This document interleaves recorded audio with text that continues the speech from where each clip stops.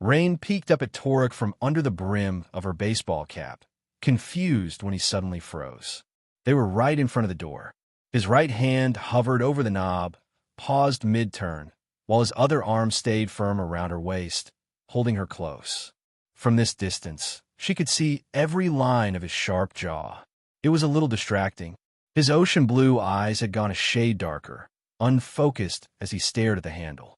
Raine hadn't met many people in the mental institution. Even later, at the orphanage, whenever she did, she could never bear to look at their eyes for long. The ridicule, the pity, the way they thought she was crazy whenever she whimpered at the sight of those other creatures, it was easier to keep her head down. Even so, she knew one thing very clearly. With a face like Torak's, he could have any woman he wanted without lifting a finger. He was simply too striking. She was so caught up staring that she didn't notice the moment his gaze shifted back to her. A faint smile tugged at his lips. "What are you looking at, my love?" Torak asked, clearly amused. Heat rushed to her cheeks, and she instantly dropped her head. Raine was the type to blush all the way down her neck, and that was exactly what happened now. As her face burned, tiny sparks danced under her skin, flickering at her chin. That only made things worse when Torak gently urged her to look up again. "Don't hide from me," he murmured, frowning slightly as his thumb brushed over her lower lip. "You have no idea how long I've been waiting for you." His words barely registered. Raine was too busy trying to calm her racing heart. Then Torak turned the knob and swept her out of the room.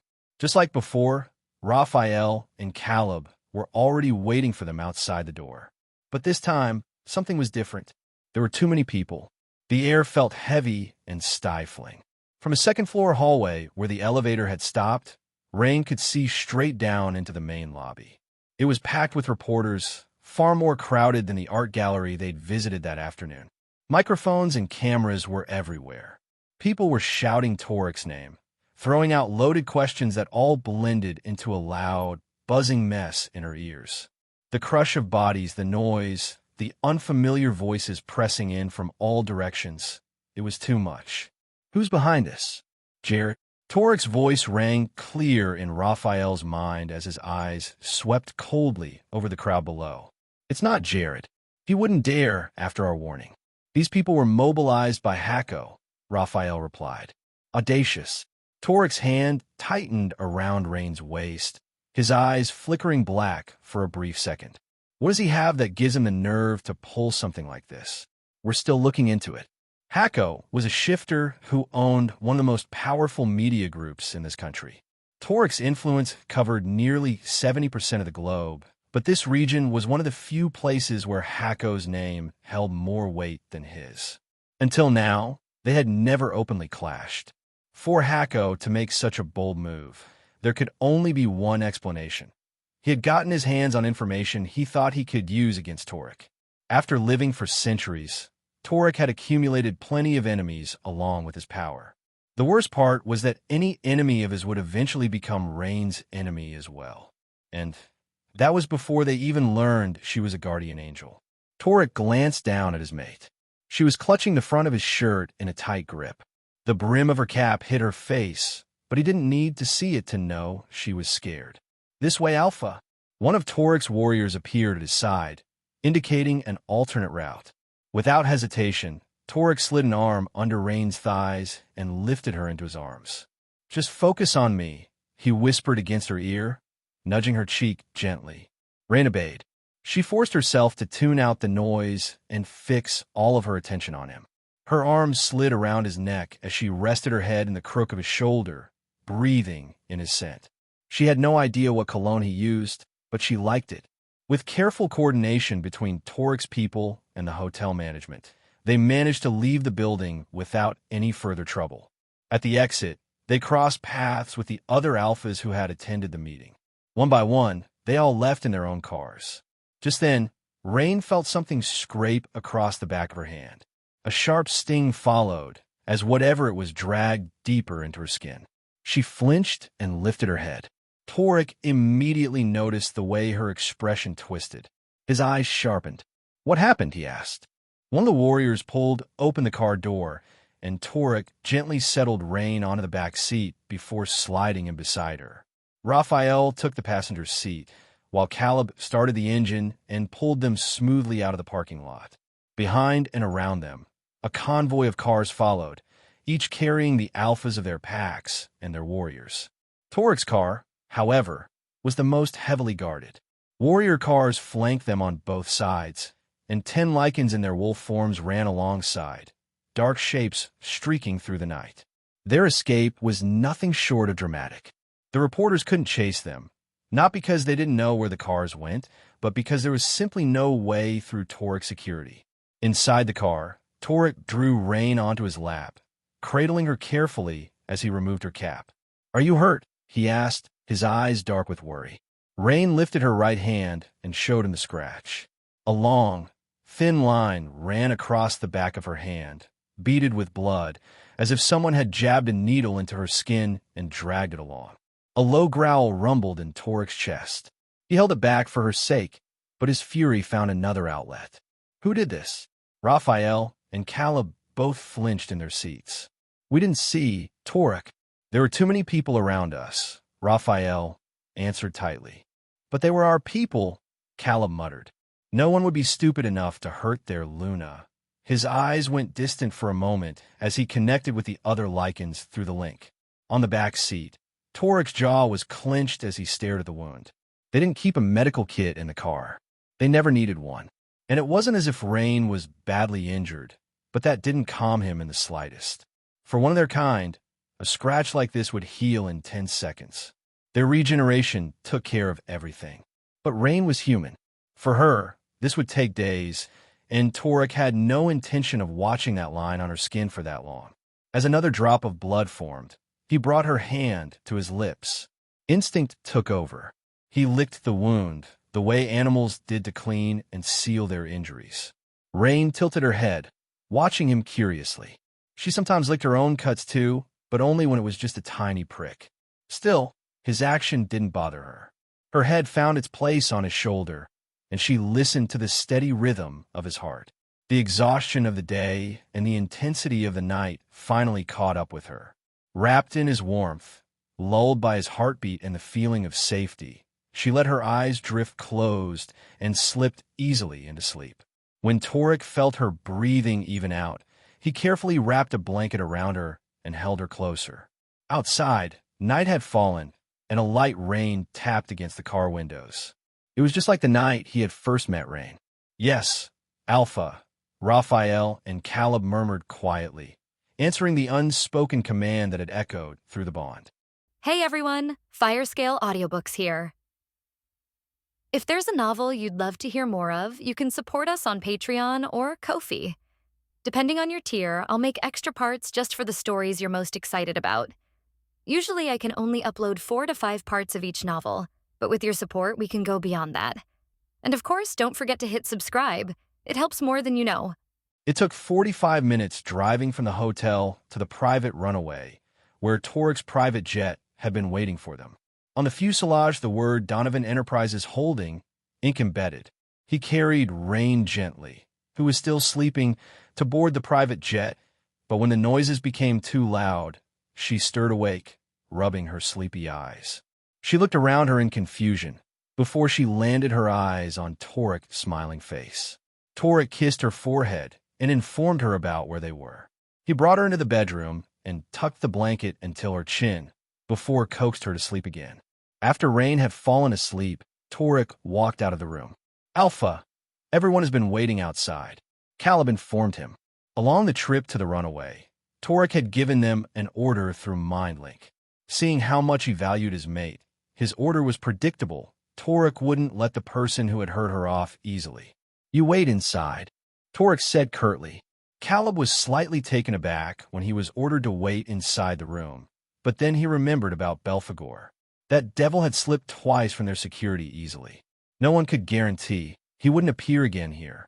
However, before Caleb closed the door and Torak walked away, the Alpha added, "My beast will not please to smell another scent in our mate, so help yourself to stay out of the trouble." With the calm warning, Caleb gulped hard when he heard that and glued his back onto the door, afraid to take a single step further. Torak had beautified his words. To say his beast wouldn't be pleased was another meaning for being tormented. Caleb scratched the back of his neck while looking at the sleeping Luna, hoping that nothing bad would happen while he was there. Equals equals equals equals equals equals equals equals equals equals equals equals equals equals. On the runway, all the betas and warriors were standing in circle near their respective alphas, grouping themselves based on their pack. All the voices were quieted down when Torak alighted from the air stairs. His black eyes were evidence how livid he was. All Lycans present were holding their breath when they felt the pressure from the Supreme Alpha. Torak didn't hold the title for nothing. Only with Raine he would bow his head down and kneel. Out of that he was the most feared Lycans along with his brothers. Their brutalism was told for generations. No wonder the moon goddess herself put the curse upon them. This was the infamous story about Donovan. That was why Raine's existence still questionable for the outsider. Who exactly she was for the Supreme Alpha? Torak trudged toward the Blue Moon Pack, the pack where Xavier was the Alpha. The moment Torak was standing in front of him, Alpha Xavier couldn't any longer ignore the dominance and animosity that oozed out from him. The Alpha of Blue Moon Pack showed their neck, the sign of submissive. However, one of the warriors went too far as kneeling on the ground. Torak's deep black eyes caught the sight and walked toward the warriors. He was literally trembling until his teeth clattering. Suddenly, without any warning, Torak strangled and lifted him off the ground. "Tell me, who ordered you to do that?" he asked with voice that devoid from any emotion. His tone was eerily calm. In the other side, the spectators gasped loudly. It was so long since the last time Torak had murdered a Lycan. However, from the look of it, there would be bloodshed tonight. Seemingly, they needed a reminder just how cruel this Lycan was. "Alpha Supreme Torak, please calm down your anger." Alpha Xavier tried to put the beast at ease, but he should have known. At this point, Torak would stop for nothing. "What did you mean with ordered?" Torak smashed the Lycan to the ground. His body hit the runaway with a loud bang sound as he groaned in agony. The next second, Torak had snatched a white box from his pocket jacket. He sniffed it slightly. "Who ordered you to hurt my Luna?" The scent of Raine's blood could be smelled from the small white box in Torak's hand. However, the scent was so faint, so no one would be able to tell if they hadn't had a closer look. Break his limbs until he confessed. Torak's eyes flickered with viciousness while two of his warriors approached the Lycan on the ground. The next second, the poor Lycan was howling in agony. His body convulsed in pain when the other two Lycans easily broke his bone. "I will confess." "Erf," the Lycan cried desperately. "Spare me, Alpha." Torak didn't give his order to stop until a minute later when the Lycan couldn't even move a finger. "Stop," he said coldly.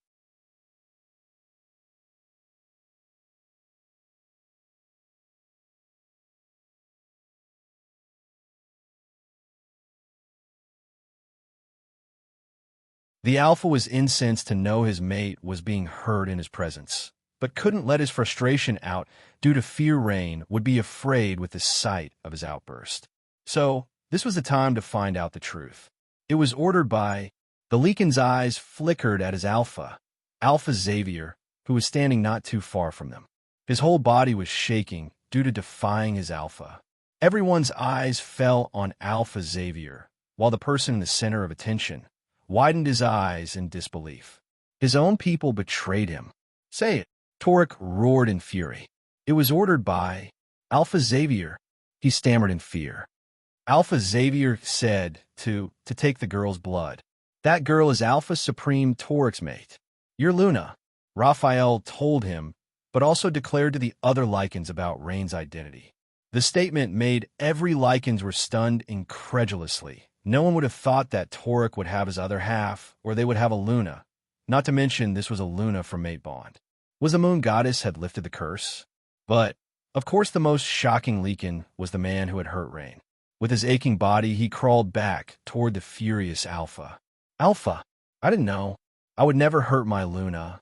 I will never do that," he pleaded, dragging his broken body. "It's Alpha Xavier who ordered me." Broken bones took long time to heal, and when he moved his body, It was like 1,000 blades stabbed him consecutively. However, in spite of the agony that he felt, his fear was bigger. Before he could approach, Torak, the two warriors from before, had held him down, leaving him pleaded desperately. No, he lied. Alpha Xavier refused to acknowledge the accusation, but his body movement told the other way. Out of feeling guilty and been exposed, as Torak approached him, Xavier turned aggressive and started to shift in order to defend himself. Kill him, Xavier shouted an order to his beta and warriors. I will kill you. Looking at their alpha had turned insane. All the Lycans from the Blue Moon pack eventually knelt down, showing their submissive gesture to the Supreme Alpha. They knew it better to not enrage him. Furthermore, to hurt other Lycans made intentionally or unintentionally was a crime in their community. Not to mention, she was a Luna. In the other hand, anger had consumed Xavier. His claws retracted and glimmered under the moonlight, his canines elongated as his roar cracked the night. He was actually shifted into his black wolf and lunged toward Torak, trying to attack him. However, before he successfully laid his claws on him, a bronze-color wolf had bit him first on his neck and smashed him on the ground. The black wolf skidded a few meters away before he stopped and lunged forward for another attack. But this time he was surrounded by 10 wolves that took him down easily. Sounds of bone, cracking, and deafening howls shattered the ground. The Blue Moon pack member were shaking, their body trembling by the sound of their alpha was being demolished. No matter what, Xavier was still their alpha and shared the same bond. They could feel his agony and rage through the bond, also his hollered for backup through the mind. Link. It took all of their might to forsake the command. Torak's rage was enough to make them rooted on the ground, didn't dare to take a single step without his consent. And it didn't take long time for Torak's warrior to put the Black Wolf Alpha Xavier to his death.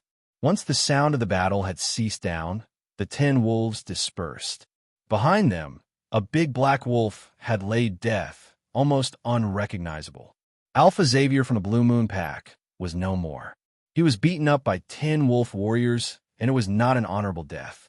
As Xavier still held the alpha title, it should be Torak who finished him off, but Torak didn't have any intention to give him that honor. With this, I, Torak Donovan, the supreme alpha of all lycanthropes, bestow an alpha title to Beta Raine of the Blue Moon pack. May you carry out your duties well. After the death of the alpha, Torak appointed Xavier's beta as the new alpha of the Blue Moon pack. Welcome your new alpha. All the Lycans with rank below an alpha, especially from the Blue Moon pack, knelt before their new leader, while the other alphas simply gave Raine nodded in acknowledgement. In the other hand, Raine was flabbergasted with the new title, but he was quick to recover and thank Torak. After that, Torak walked toward the injured Lycan. He was trembling with the sight of his previous alpha, who had ordered him to do this. Supreme Alpha Torak, please. I didn't know, he pleaded.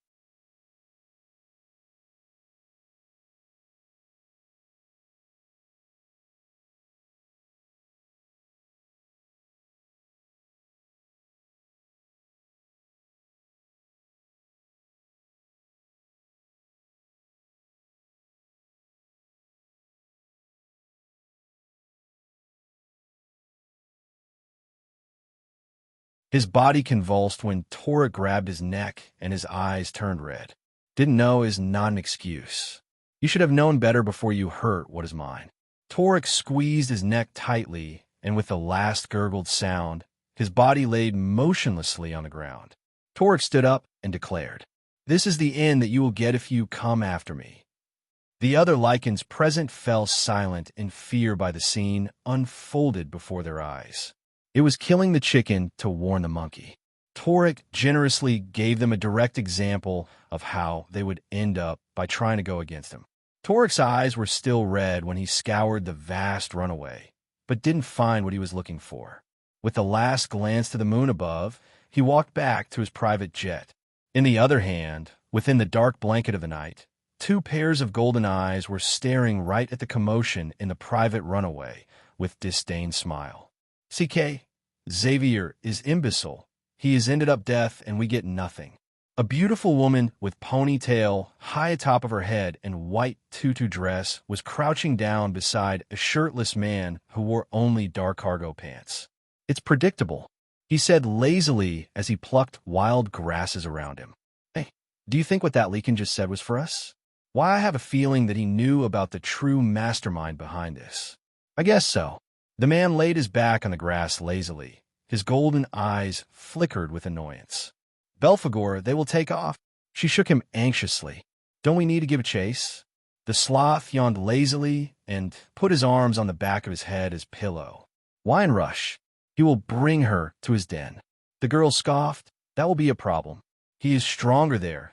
The barrier is not as easy to penetrate as the one they put here. You can't walk in as you wish. Moreover, if you have a chance to come near that mute woman, why don't you draw her blood yourself?" She blabbered on and on. "Are you out of your mind? I have not fixed this yet." He lifted the finger that had touched Raine's blood before.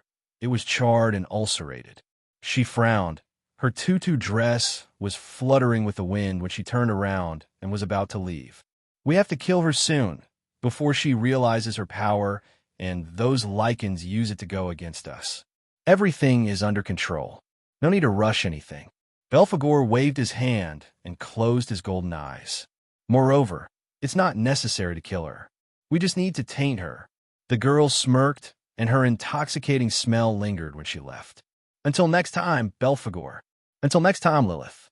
Equals equals equals equals equals equals equals equals equals equals equals equals equals equals." Raine stirred awake by a faint tingling sensation that lingered on her back, and her hips someone was tracing mindless circles on the surface of the shirt that she was wearing to sleep. Her thick eyelashes fluttered like rose petals in the wind.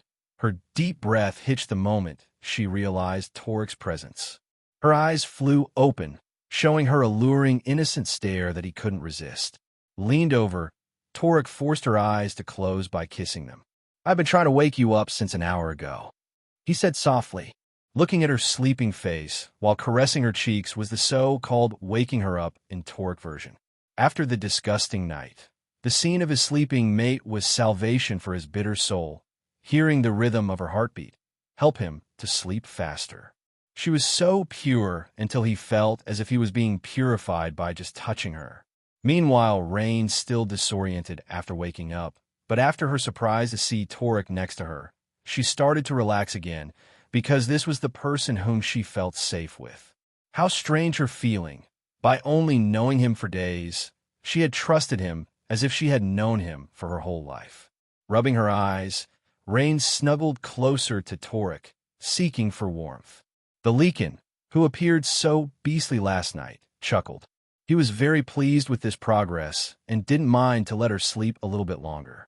Torak was cuddling Raine close to him and playing with her black hair. It was bliss for having her in his arms.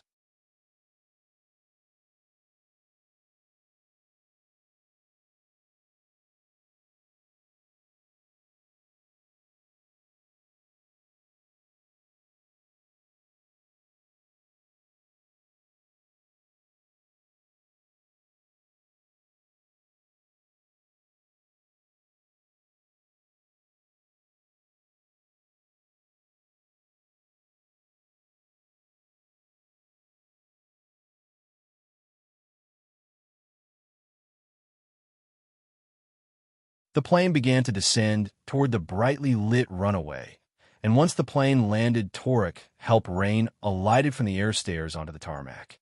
The bright sunlight was blinding Raine's sight as she pulled the baseball cap lower. She was still wearing the black jacket that she wore before. The runaway had been cleared, and Torak's group walked toward the cars near the terminal. Along the walk, Torak kept talking about important matters with Raphael while keeping Raine beside him. While walking to their cars, Raine and Torak were surrounded by the warriors as Raphael walked beside Torak and Kala behind them. It was the first time Raine was being outside and could enjoy her surroundings, without being afraid that some strange creatures would attack her. With Torak beside her and the feeling of his warm hand on her hips, he made sure she didn't fall behind. As she couldn't catch up with his long and hasty strides, it was Torak who adjusted his pace that caused the whole group walk slower than usual. Once they were near the yellow sport car, Torak opened the car door as he put his hand atop of Raine's head when she got in, made sure her head didn't bump the hard frame door, pulled a strap across her chest, and buckled her seatbelt. This time, Torak decided to drive the car only with Raine, while Raphael and Caleb drove other cars with the other warriors. "Are you hungry?" Torak asked when he ignited the engine and the car hummed softly. Raine shook her head. Torak had made sure she ate enough before their plane landed. "Good." Torak took off her baseball cap, tossed it to the back seat, and tidied up her hair. He liked the feeling of the soft strands between his fingers. "If you want something, you have to tell me, okay?" She nodded and smiled at him. It was a sheepish smile that was enough to make Torak elated. He intertwined their fingers while he was driving and kissing it occasionally. Along the road, Raine glued her eyes to the view outside the window. In the orphanage, or the place where she was living when she was with her foster family, it wasn't a big city, it was suburb areas that has sparse population. But here, they were surrounded by enormous buildings, crowded streets, and many people walked around. It was a fresh view to see. Not to mention it has been a long time since Raine could observe freely. She loved it, and it reflected in her expression as her face beamed with happiness. She smiled brightly under the afternoon sun, and nothing that could make Torak happier than this in his long live besides seeing Raine right now. As Raine could see, there were not many supernatural creatures around the city. She caught a glimpse of 2 or 3 of them. But since they were far away and she was safe with Torak inside the car, she only jerked away from the window when she saw one of them. "What happened?" Torak asked when they stopped to the traffic light. As an answer, Raine pointed at the certain creatures that seemingly nobody noticed they were there. "It's all right. They will never hurt you," he assured her. It was right. In the Oriole City, which near the heart of Torak's territory, there was almost no supernatural creatures other than Lycans that could reside there without his concern. So, even though Raine would meet some of them, they were relatively safe. Raine didn't give any reaction with that statement, despite she felt safe with him. Seemingly, she couldn't fully believe his early statement yet. Her years of experiences, when she encountered the worst of them, weren't easy to forget. Raine resumed to looking at the hustle-bustle city outside that gradually dissipated as they took a long road into the pine forest. The deeper they entered the forest, the less the cars passed until their cars were off the main road, and they were completely surrounded by the pine trees. Raine didn't know how Torak and his group knew which the right direction they should take, but she assumed they had gotten used to this area. Hence Raine continued indulging herself at the view. It didn't take a long time before rows and rows pine trees finally ended, and in the end of it was a village. Raine was staring out of the window when they were driving on the streets with many people walking on the pavements. They drove past bakery shop, coffee shop, school, and bookstores as well as houses. It was beautiful. The light on each side of the road started to light up as the sun was beginning to rest on the horizon. "This is Raven Village," Torak informed Raine when they stopped to let a lady walk across the street. "And all of them are werewolves," he said carefully, looking at Raine deep in her eyes to see how she could handle this information. Raine's eyes widened. Fear started to make its way as she clutched her jacket tighter. "Shit," Torak cursed under his breath when he saw panic in her expression. He thought it was a good thing to let Raine know earlier about her surrounding because she would live here. No. Torak unbuckled his seatbelt and cradled her face in his palm. Then he realized how small her face was. He could easily crush her if he was not careful enough. "They will not hurt you. They will protect you."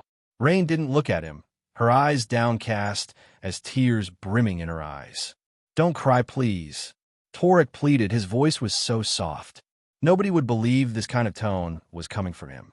Raine reached out Torak's hand and wrote something on his palm with shaking finger. "Someone has been trying to kill me." "No, my love." Torak pulled her into a hug, buried her face in his chest. After some times, Raine pulled herself out of his arms slowly. She couldn't help, but wanted to be close to him, and this feeling still left a question mark inside her head. Why did she act that way when she was with him? "I will keep you safe, I promise," he said solemnly. After the solemn promise, Torak drove in silence. His left hand was still holding reins tightly while at the same time he drove the car along the road. The rest of the drive was a haze to Raine as she focused her attention to her joining hand and Torak. She believed him when he said he would keep her safe. He had proved it, but to imagining she would live surrounded by the supernatural creatures made her shuddered. However, if she thought about it again, even when she lived with normal human, they were not very nice to her either, so why she needed to bother if she lived here? Maybe Lycan was not that bad. With that thought in her mind, her tense slightly lifted up. She raised her head with new hope, and then she looked at a mansion in front of her. She was astounded, and she wasn't able to take her eyes off the house. Compared to her dilapidated orphanage, this mansion was the most magnificent and beautiful place for living that she has ever seen in her life. Torak pulled the car into an underground garage as he said, "Welcome home." Raine smiled at him. She was excited and delighted to know that she had a place that she could call home now. However, that was only the beginning for her new life.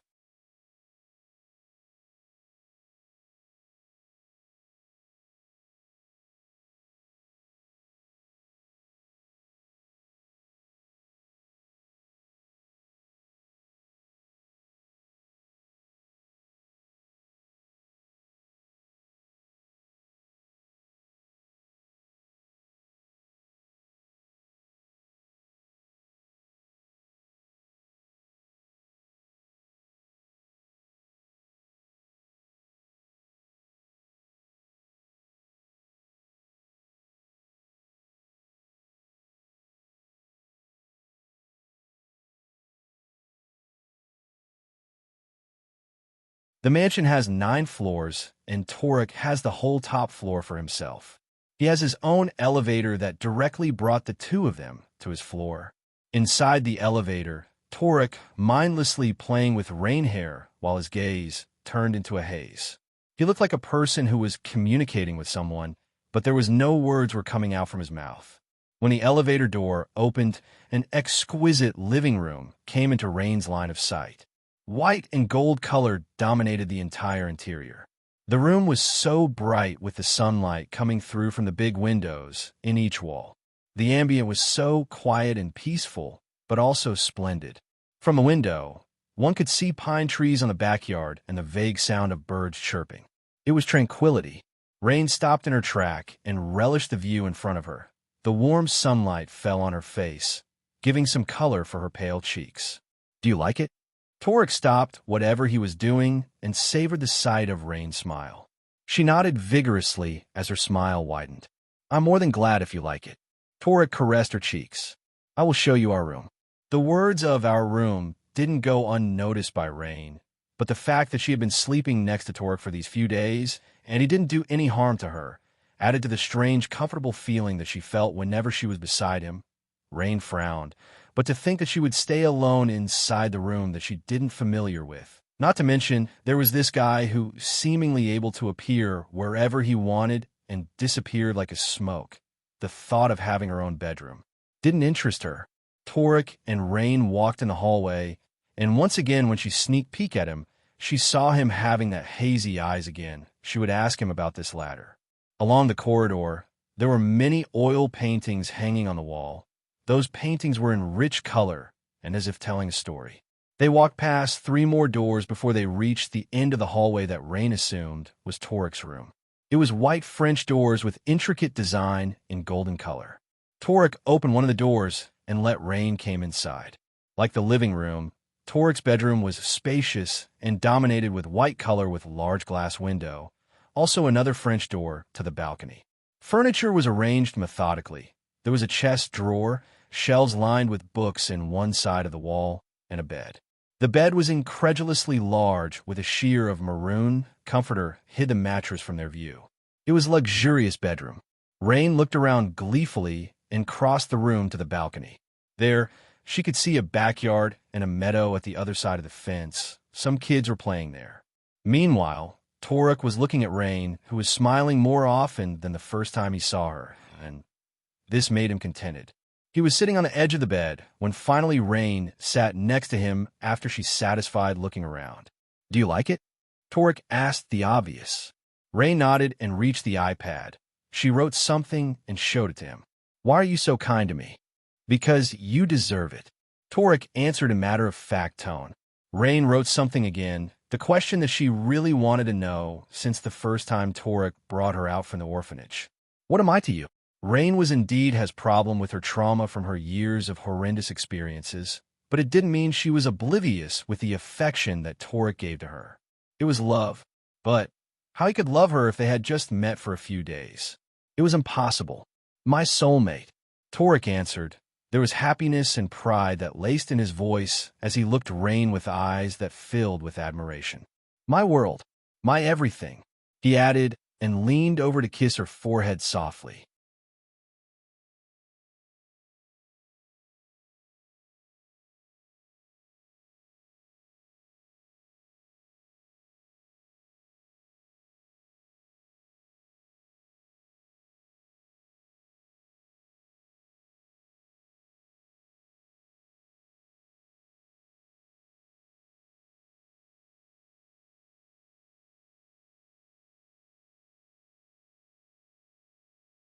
Raine didn't know how she felt now. The words that Torak said sounded like he was confessing to her. The girl couldn't help but lowered her head and bit her lips as her heart hammered her ribcage in frantic rhythm. She didn't object his kiss on her forehead or the way he touched her, because she felt safe with him. Subconsciously, she fond of their interaction. The way Torak made her feel special or his protectiveness. No one ever did that to her, and surprisingly the fact that he was a Lycan didn't bother her even a bit. But why? We have just met. Raine showed the iPad and looked at him with inexplicable gaze. Torak leaned his back against the headboard and pulled Raine with him, so she was laying on his chest. The girl stunned but didn't brush him off. Instead, she was quietly listening to his heartbeat. Her hand clutched his clothes while Torak caressed her disheveled hair. We, Lycan, have different values in relationship than humans, and all of those values center on our mate. Torak continued the explanation about how all the Lycans cherish their mate and how painful it was when their other half was getting hurt. So it was almost impossible for their kind to harm their own mate. While Torak elaborated all of the information, Raine rested her chin on his chest and looked at him adorably. Sometime, there was a surprise flashed in her bright eyes or confusion. In the other, second her brows would knit together or she would purse her lips. Torak undoubtedly enjoyed with what he saw. In the end of the explanation, Raine pointed herself with questioning eyes as though she was asking if she was his mate. Yes, my love, you are my mate. Torak's voice was so tender and his expression softened when he said those words. Upon hearing that, Raine's cheeks flushed with crimson color. She didn't know why she blushed, but his words warmed her heart. I love all of you, Torak said solemnly. The words were genuine and sound so pure in Raine's ears. She shook her head after she looked at him in daze for a long time and sat up. Torak frowned and straightened up his back as well. Did my words scare her? He was questioning himself. It was the first time Torak questioned his words in action. Initially, he didn't want to rush her, but he wouldn't lie about what he felt about her. Raine wrote something on the iPad and showed it to him with anxious face. I don't know what I feel about you. Upon reading them, Torak chuckled and cradled her worried expression in his palms. I know it's too soon for you, and you're not ready for this yet, but you don't have any idea how long I've been waiting for you, my love. How many horrible things that he had done and cursed that he had thrown to the moon, demanding his other half that the goddess had promised him, with no avail until despair came and he was no longer expect anything anymore. But now she was here, and nothing he wanted more except being close to her. I am saying that only to let you know, you are the most precious person for me. Equals equals equals equals equals equals equals equals equals equals equals equals equals equals. It has been 4 days since Raine came to the mansion, and ever since Torak's confession that fateful afternoon, he has been very busy. Sometime he would leave her for 1 or 2 hours with Raphael or Caleb, and sometime the two of them would bring another report or doc that you doubt meant that he needed to sign. During that moment, mostly Raine would spend her free time inside the library. Apparently, he had his own library in his floor with rows and rows shelves full of book, and Torak would keep her company while finishing his own matter. Today, Torak had gone somewhere with Raphael, and Caleb was assigned to babysit her. The Gamma was a funny guy, and Raine has become accustomed to his presence. Since Raine was there, she had just met with Raphael and Caleb, besides Torak, of course. But today someone was coming. Raine was watching children were playing in the meadow when someone suddenly burst in from the door. There was this door that led to the floor below them. Torak didn't forbid her to roam around the mansion, but the thought that she would meet another person who she didn't know didn't interest her at all. Upon hearing the sudden clamorous sound, Raine ran toward Caleb, and out of instinct she hid behind his back. A middle-aged woman in her early 40s appeared from behind the door, and instantly her almond-shaped eyes scoured the room. She proclaimed loudly when she found Raine behind Caleb's back. "There you are."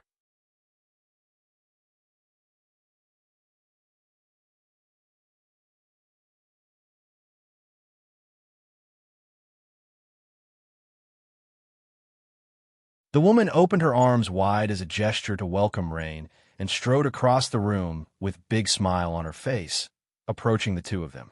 She was tall and a little bit plump in her long skirt with colorful flowers printed on it and white long-sleeves t-shirt, while her gray hair tied into a bun atop of her head. She has an earring on her nose. "Belinda, I think you scare her." Caleb put both of his arms in front of the woman named Belinda with both palms facing to the floor to prevent her from stepping closer. "You can't approach her like that."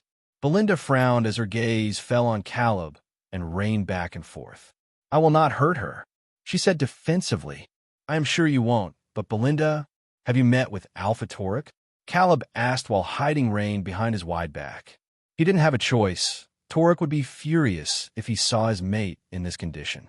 He knew Belinda wouldn't hurt her, but her feisty nature would scare Raine for sure. "No, I don't."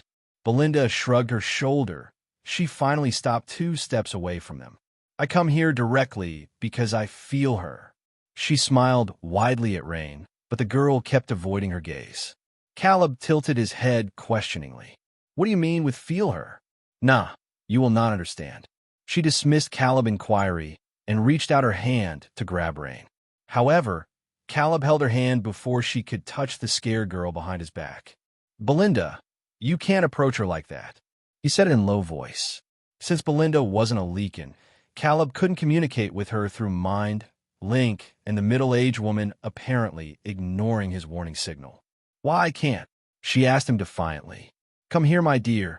Once again she attempted to reach Raine, but she cowered behind Caleb further. "Belinda, I suggest you to meet the Alpha first." "Why should I meet him?"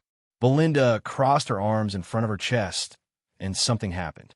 Her initially gray hair turned red as she getting annoyed by Caleb's constant rejection. "Oh shit," Caleb cursed under his breath. "Belinda, don't." However, before he could finish his sentences, his body had flown a few meters away from Raine before he dropped to the floor with a loud thud sound. Caleb groaned as he tried to stand up on his feet again. "Belinda, you scare her," he growled, but something weighted him down one more time as he stayed on the floor with contorted face. "Nonsense," Belinda hissed toward Caleb, who was struggling to get back on his feet. "Come here." She extended her hand toward Raine, but she was too afraid to come near Belinda, especially after what she did toward Caleb. She squatted down and tried to avoid her extended hands. Upon seeing Raine's reaction, Belinda hesitated. "What happened to her?" she asked Caleb, whose face had turned red. "Belinda, can you release me first? This is very uncomfortable." Caleb groaned once again. Looking at the woman was distracted. Raine crawled past Belinda and sat beside Caleb, who was kneeling in weird position. A little while later, with the waving of Belinda's hand, Caleb sat down with erratic breath while Raine was looking at him with concern in her eyes. "I'm all right," he reassured Raine. "Belinda, don't ever do that again to me." The Lycan snapped at the middle-aged woman in irritated voice. However, Belinda completely ignored him as she mumbled, "It had been a long time since I saw the last angel." "What do you mean with that?" Caleb stroked the back of his neck that felt stiff. "What angel?" Not every supernatural creature knew about the prophecy of the resurrected of the guardian angel. After all, guardian angels was the creatures that had been long extinct. And even fewer people knew about the promise that Selene, the moon goddess, had given to the 3 Donovan's brothers about their mate. You should read more. young wolf, to sharpen her mind. Belinda scowled as her hair turned into the color of gray again. She looked at Raine in confusion. So, what is the problem with her? She pointed Raine with her round chin. Caleb was relieved that finally Belinda didn't force her way toward Raine anymore, as the girl crept to his side and looked warily at Belinda.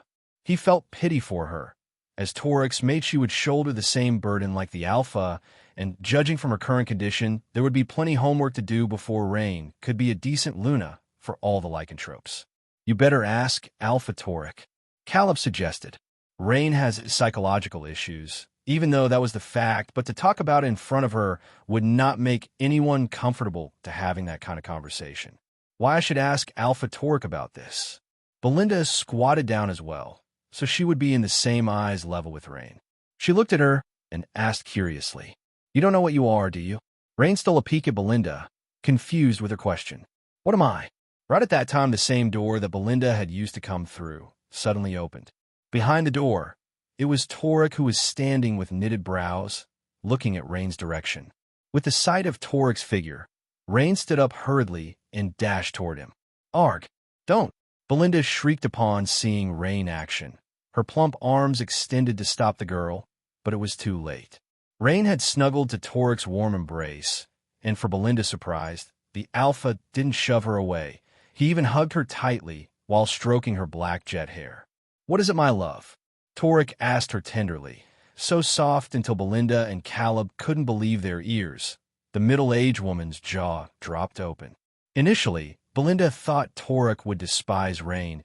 It was well known that lycanthropes hated a weak creature and guardian angel could consider as one. Lycan was very authoritative and arrogant, especially in alpha blood. That was why, when she heard how Torak talked to Raine, she couldn't believe her ears. "They are..." Belinda gulped, her eyes dilated by the sight how careful Torak treated the angel. The alpha could have snapped her slender neck in one breath if he wanted. "Together?" She ended her sentence with question. "Yes." Caleb stood up from the ground and grinned at Belinda, her face filled with shock. "Actually, they are mate." "Nonsense." The woman swatted Caleb's shoulder irritably. The moon goddess cursed him to live without a mate.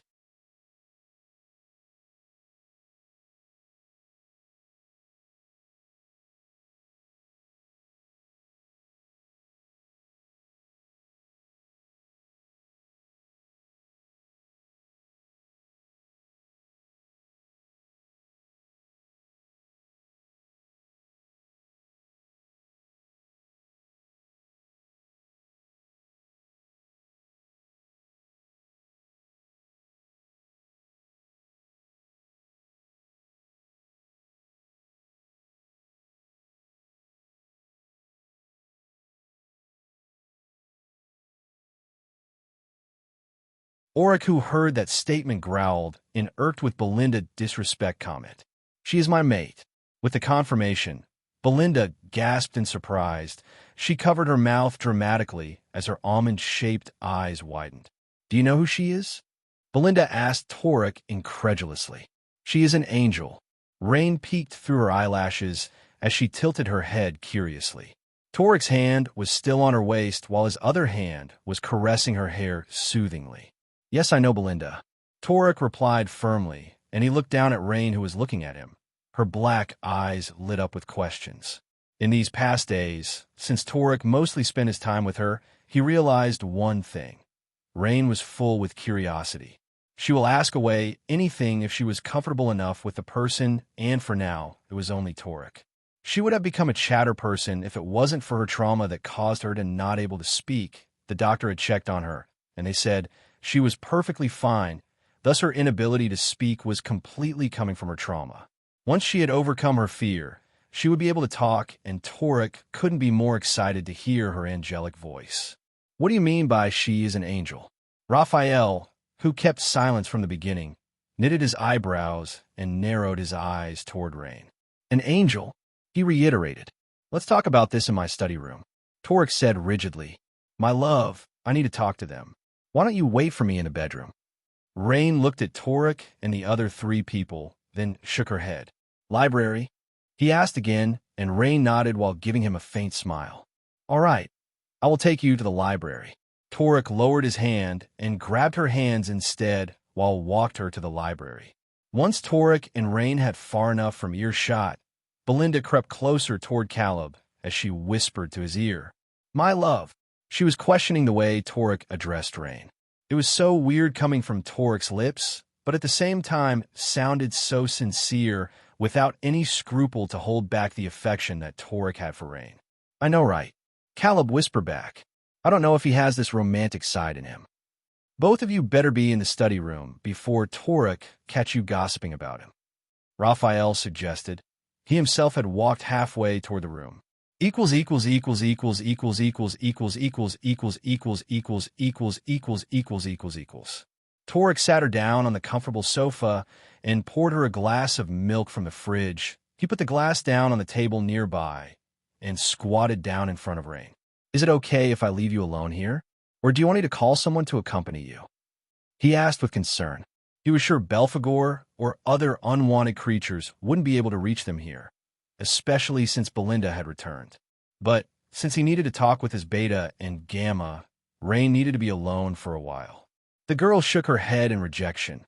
She didn't want to meet stranger. "All right. Is it fine if I leave you alone?" Raine nodded as an answer and showed the book in her hands, indicating that she would read while waiting. "Okay, I will leave you now." Torak stood up and kissed her forehead before he walked out of the library. On the 9th floor, the floor that dedicated only for Torak, besides their bedroom at the end of the corridor, there were another 3 rooms. One of them was Torak's study room that located opposite the library, and the other room was beside the elevator. Raine didn't know yet what inside. The girl read her book obediently for only a minute after the sound of the door from the room opposite them closed. Once she was sure Torak and the other people were inside the study room, she scuttled across the floor and opened the library door gingerly. The curious girl wanted to know what they were talking about. She almost sure that they would talk about her. But the fact that Torak put her aside made her curiosity grew stronger. Later on, she had latched her ear at the wooden door, trying to catch the voices inside.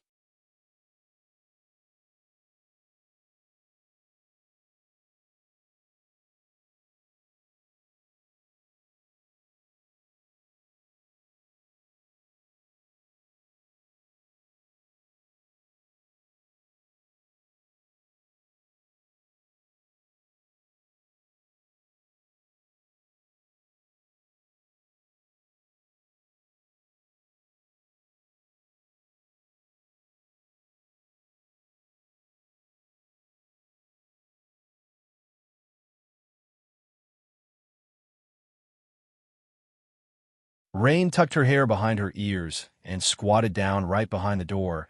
She focused on the rumbling noises inside, but couldn't form even a word from the other side. All she heard was a buzzing sound that means nothing. She wanted to know what she is and what the meaning of Belinda's word, but couldn't bring herself to ask Torak to let her in. She still didn't dare to ask anything from him. But curiosity got the best of her, and here she was, lying prone on the cold floor for the sake to hear something from inside. Unfortunately for the curious girl, the door was too thick to give her information. By now, she had been in the same position with her black hair scattered all over her face and floor for 15 minutes with no avail. The moment she felt her feet had turned numb and her neck had turned stiff, Raine decided to give up when the door suddenly swung open. She could feel blood drain from her head to her toes that made her face become paler than she already had. From behind the door, Raphael was standing tall, looking down at her with curious gaze. "Raine, what are you doing?"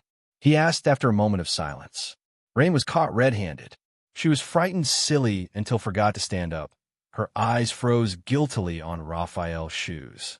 A little while later, Torak was crouching down and lifted her in his arms. "We will discuss this later," he said as he strode back inside the room. Raphael, Caleb, and Belinda walked out, leaving the 2 of them behind the closed door. This was the second time Raine was inside Torak's study room. Like most of the part of the floor, this one also has the same tone color, white and golden. Torak sat down on his leather chair with Raine on his laps. The girl was too afraid to lie down on his chest like she usually did as her back turned rigid. "Were you eavesdropping, my love?" Torak's voice was devoid from anger, and the endearment word was still there, which encouraged Raine to lift her head and peeked at him through her long eyelashes. Guilty feeling rushed over Raine's body. Even the sparkle from her back, where Torak caressed soothingly, couldn't help it. As she looked at Torak, whose expression was still calm and filled with concern for her, she nodded her head eventually. "I will not say that I agree with what you did." Torak lifted her chin, so their eyes were on the same level. "But I prefer for you to tell me what do you want, rather than go around behind my back." Torak loved her, that goes without saying, but he was still an alpha, and to know someone had eavesdropped his conversation, that fact displeased him. He was used to have her nearby, and ever since she arrived, his floor filled with her scent. Torak would have known if it was somebody else who had eavesdropped his conversation by their scent, but because it was Raine, he didn't aware about this. All right, if it were someone else, he would have punished them severely. However, she is Raine, his mate. No matter what, he wasn't able to bring himself to scold her, let alone to hurt her. Raine nodded. She knew that she was safe with him, but the authority that reeked from him made the girl shivered. His presence alone was demanding other people to comply. "My love," Torak sweetly called her as he wiped away a single tear from her rosy cheek. "I'm not angry with you." He leaned in and kissed away a second tear. Looking at her sad face, he felt a pang in his heart. His authoritative nature shattered along with the beads of her tears that streaking down her cheeks. Raine took Torak's phone from his front jacket pocket and typed something. "I'm sorry. I know you are. Come here." Torak placed his palms behind her back and shoulder and pulled her closer to his chest. He smelled her unique scent as Raine rested her head on the crooked of his shoulder. She was sobbing without sound. "My love, will you do me a favor?" Torak asked after he felt Raine had stopped crying. Lifted her head. Raine looked at the man in front of her, who looked worry through her wet eyelashes. Her cheeks flushed red, and her kissable lips slightly pursed while she nodded her head. "Will you accompany me tomorrow to have a breakfast with some people from the pack?" Belinda insisted for Torak to introduce Raine to the rest member of the pack, or at least he must introduce Raine to the members in higher rank, because she would be a Luna one day, and the first step she needed to take was to overcome her trauma.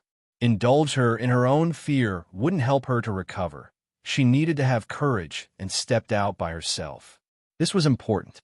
There will be around 20 people present, and if you feel uncomfortable, you can leave anytime. Torak persuaded her. He didn't want to force her to do anything that she didn't like, but this was for her. Aside from all the reasons, Torak didn't want Raine to live in fear like this.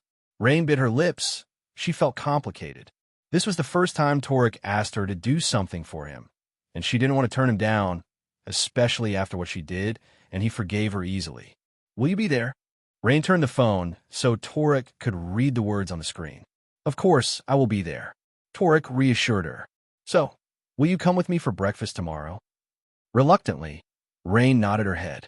Tomorrow will be the first time people in the pack house to see their Luna. Equals equals equals equals equals equals equals equals equals equals equals equals equals.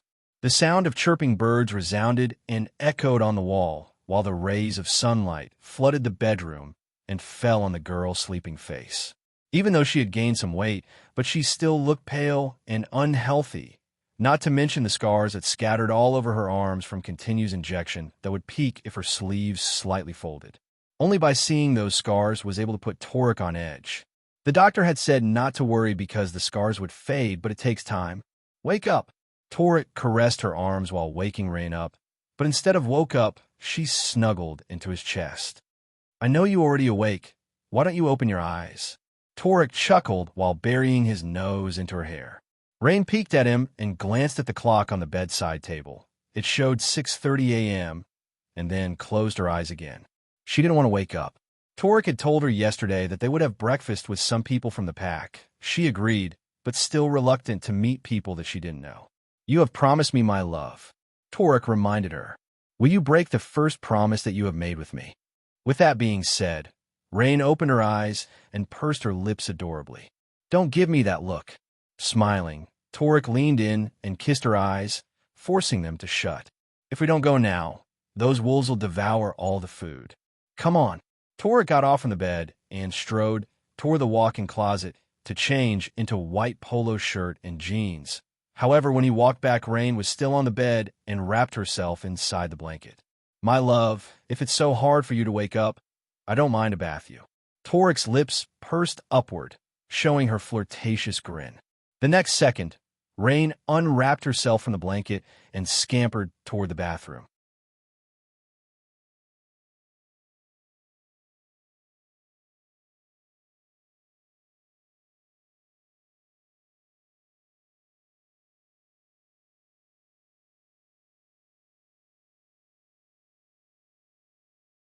Torak had one arm wrapped around Raine's waist as they strolled inside.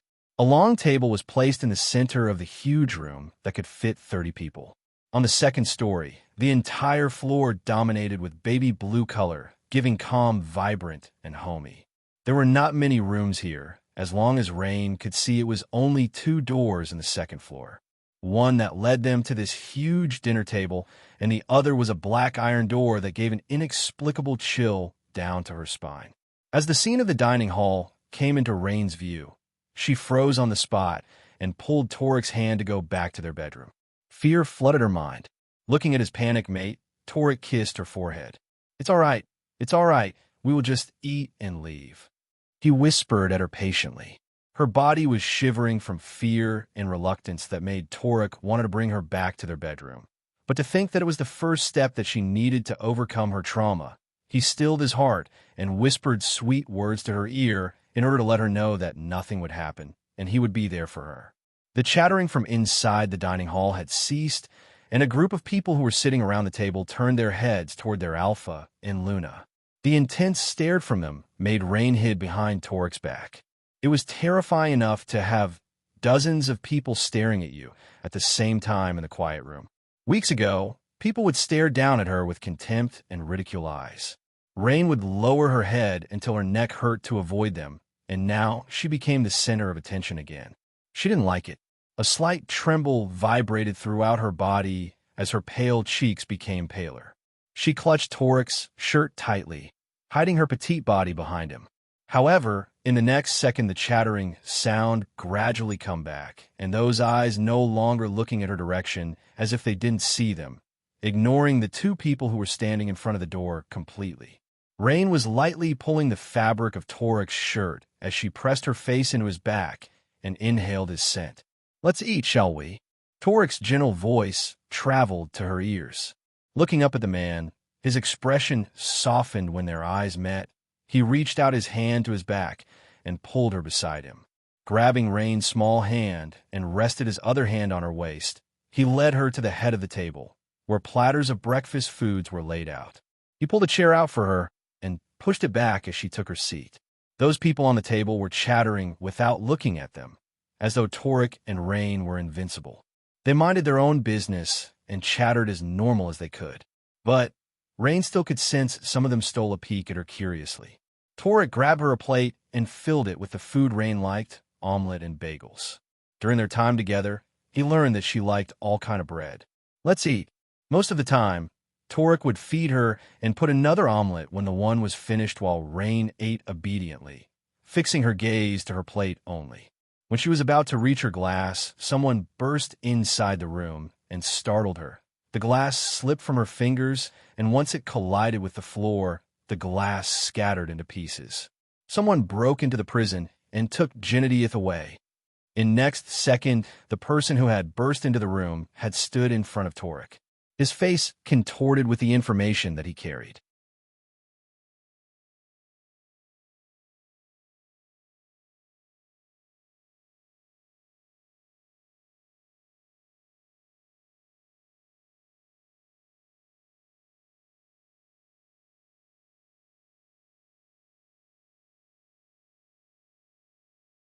Last night, inside the darkest room, with only the sound of clanking metal, a woman figure was kneeling on the cold stone beneath her. Her arms were spreading on both sides of her body, as if she would fly the next second. However, it was impossible to happen with thick steel tied on her wrist that channeled to the stone wall nearby. Because of the thick darkness that covered the room, one couldn't see how severed her injuries, but from the way she was having difficulty to breath, it wouldn't exaggerate if people who heard her assumed that she was battered and bruised. Her hair fell, forming a curtain in front of her face as she lowered her head in defeat. She was naked like the day she was born, but nothing could be seen from her except her outlined body. A little while later, a gust of wind blew past her face, fluttered her hair, and a sultry voice echoed, reverberating along the wall. "Genevieve, right?" The woman startled. As she was too exhausted to lift her head, she stopped panting for a while to sniff the air, but she couldn't pick any scent from around her. She sharpened her hearing to hear some movement, but nothing. As if the voice from before was coming from her imagination. "Answer me if you can hear me." The voice echoed again. "Who are you?"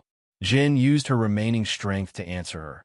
Not very sure, due to her senses couldn't pick up any sign of creatures present. "Someone who will bring you out from here, if you're willing to cooperate." She spoke again. "My father." The first thought that crossed her mind when she heard there was someone coming down to this prison was her father had ordered this strange woman to bring her out from this hell. "Nope," she said curtly. "Your father had long gone." Jen scrunched her eyebrows as a reflection of her confusion. "Mean, there is no more Alpha Xavier from the Blue Moon Pack," she informed the female, Lycan emotionlessly. "He died. Torak killed him." Jen's breath became erratic when she heard this. Impossible her father wouldn't have died. If so, who would bring her out from here? "Impossible," she muttered, tried to raise her head in order to see the woman who delivered the information, but her neck couldn't support her intention. Suddenly, the thick metal fell on the ground with a loud thud along with her body. The only thing that kept her from curling on the ground was those steel that tied her hands. But now when nothing held Jen, her battered body fell like a leaf. The impact from falling hurt her head greatly. For a moment she felt almost slipped unconscious, but she fought the urge as nausea hit her back. Jen took in her surroundings, but the thick darkness didn't allow her to catch a glimpse of the mysterious woman. "Impossible," the voice sneered. "What is the impossible? We're talking about Torak. Killing is not impossible for him. Her father was an alpha. How could Torak kill him without second thought? What crime her father had committed? Was it because of her? If her father died, who would help her out from here?" Terrified, and a deep panic swam around her brain, making it hard to breathe, making her crazy. "Who are you?" Jen managed to let out the question from her lips before the real darkness consumed her, as a faded sound of answer could be heard from the woman. "Lilith."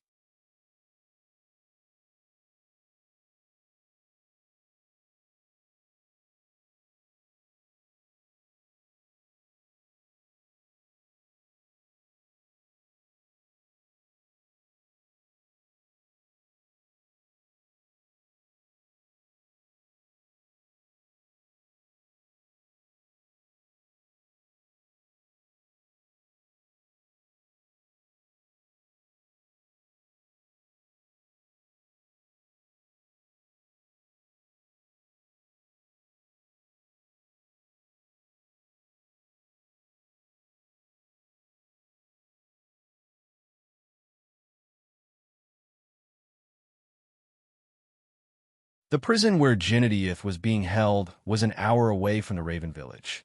Torak brought his Gamma and 10 warriors with him.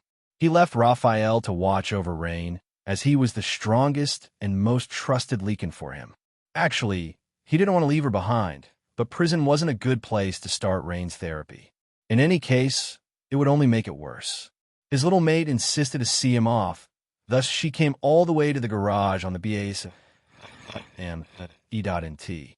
"I will leave you with Raphael, and I will return as soon as possible." "All right." Torak cupped his mate's face tenderly before he kissed the tip of her nose. Raine closed her eyes and felt the sparkle that erupted from the kiss. She liked it. "If you want to go somewhere, Belinda will accompany you." Torak glanced at Belinda, who was standing behind Raine. He didn't want you trapped inside the mansion for whole time.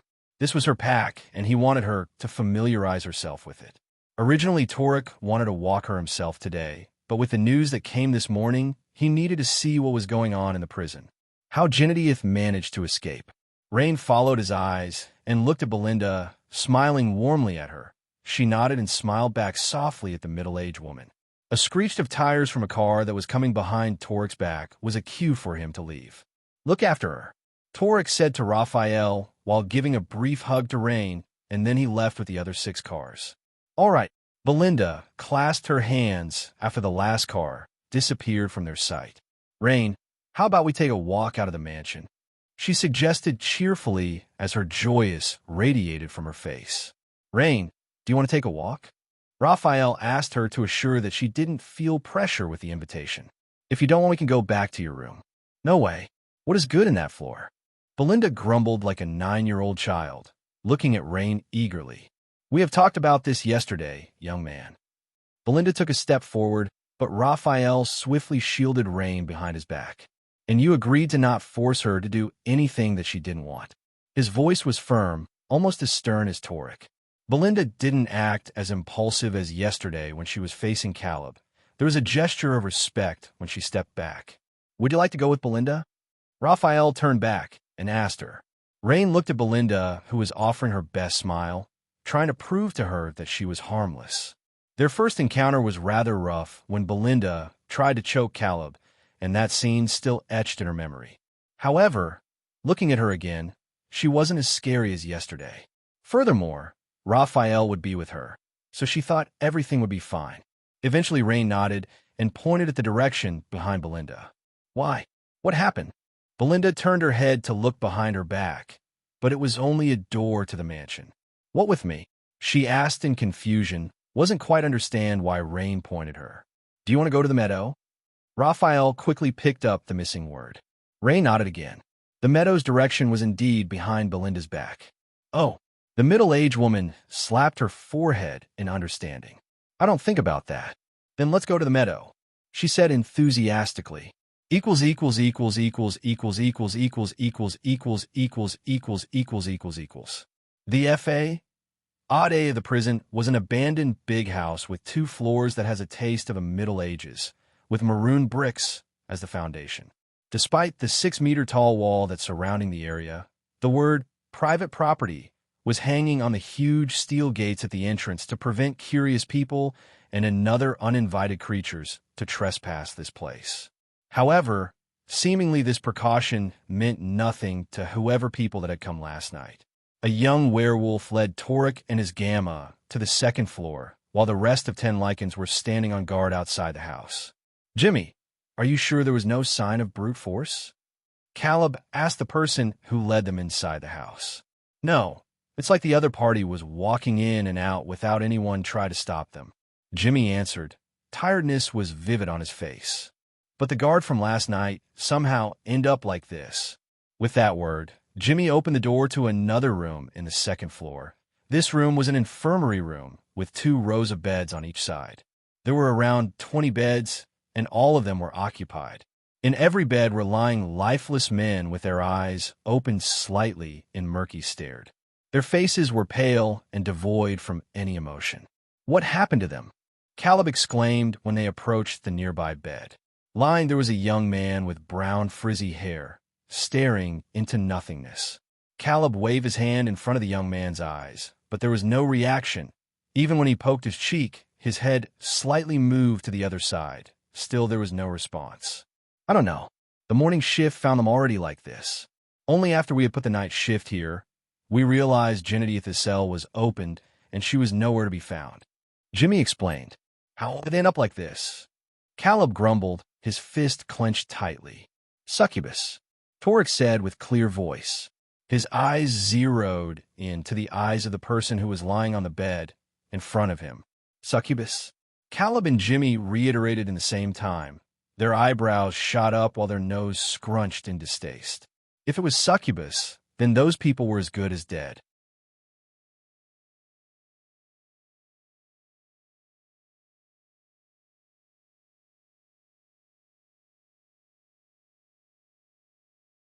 "Call Sapphire over.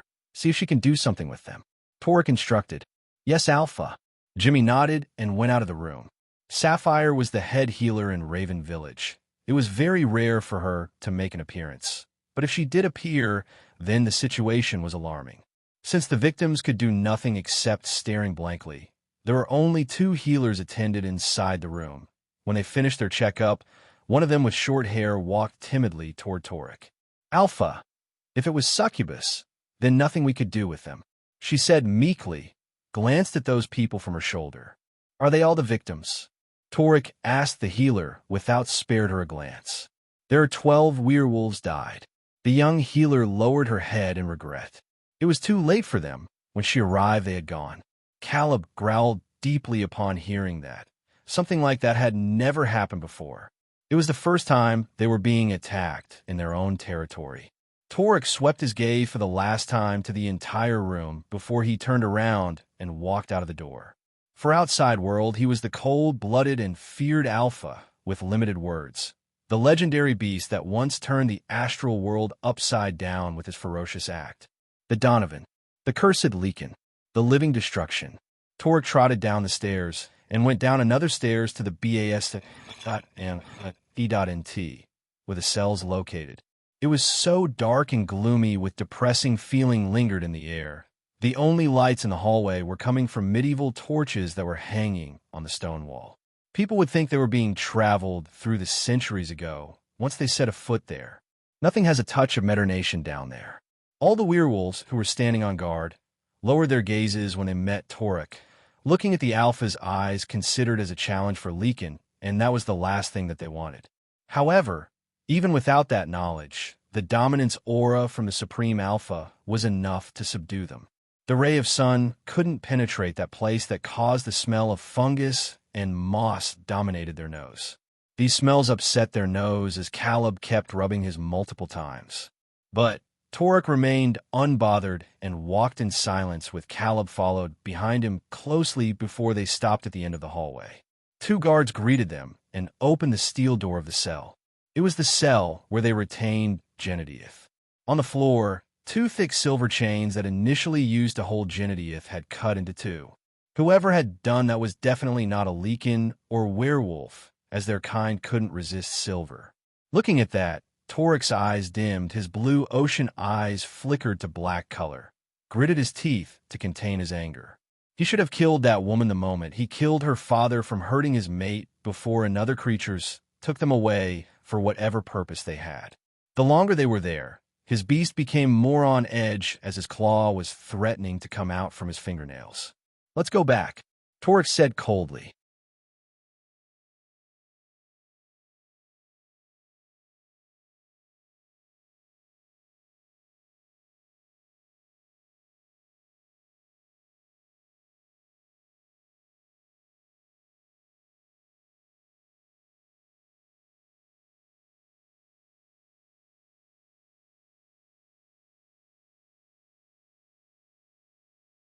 "After this, you should step on it."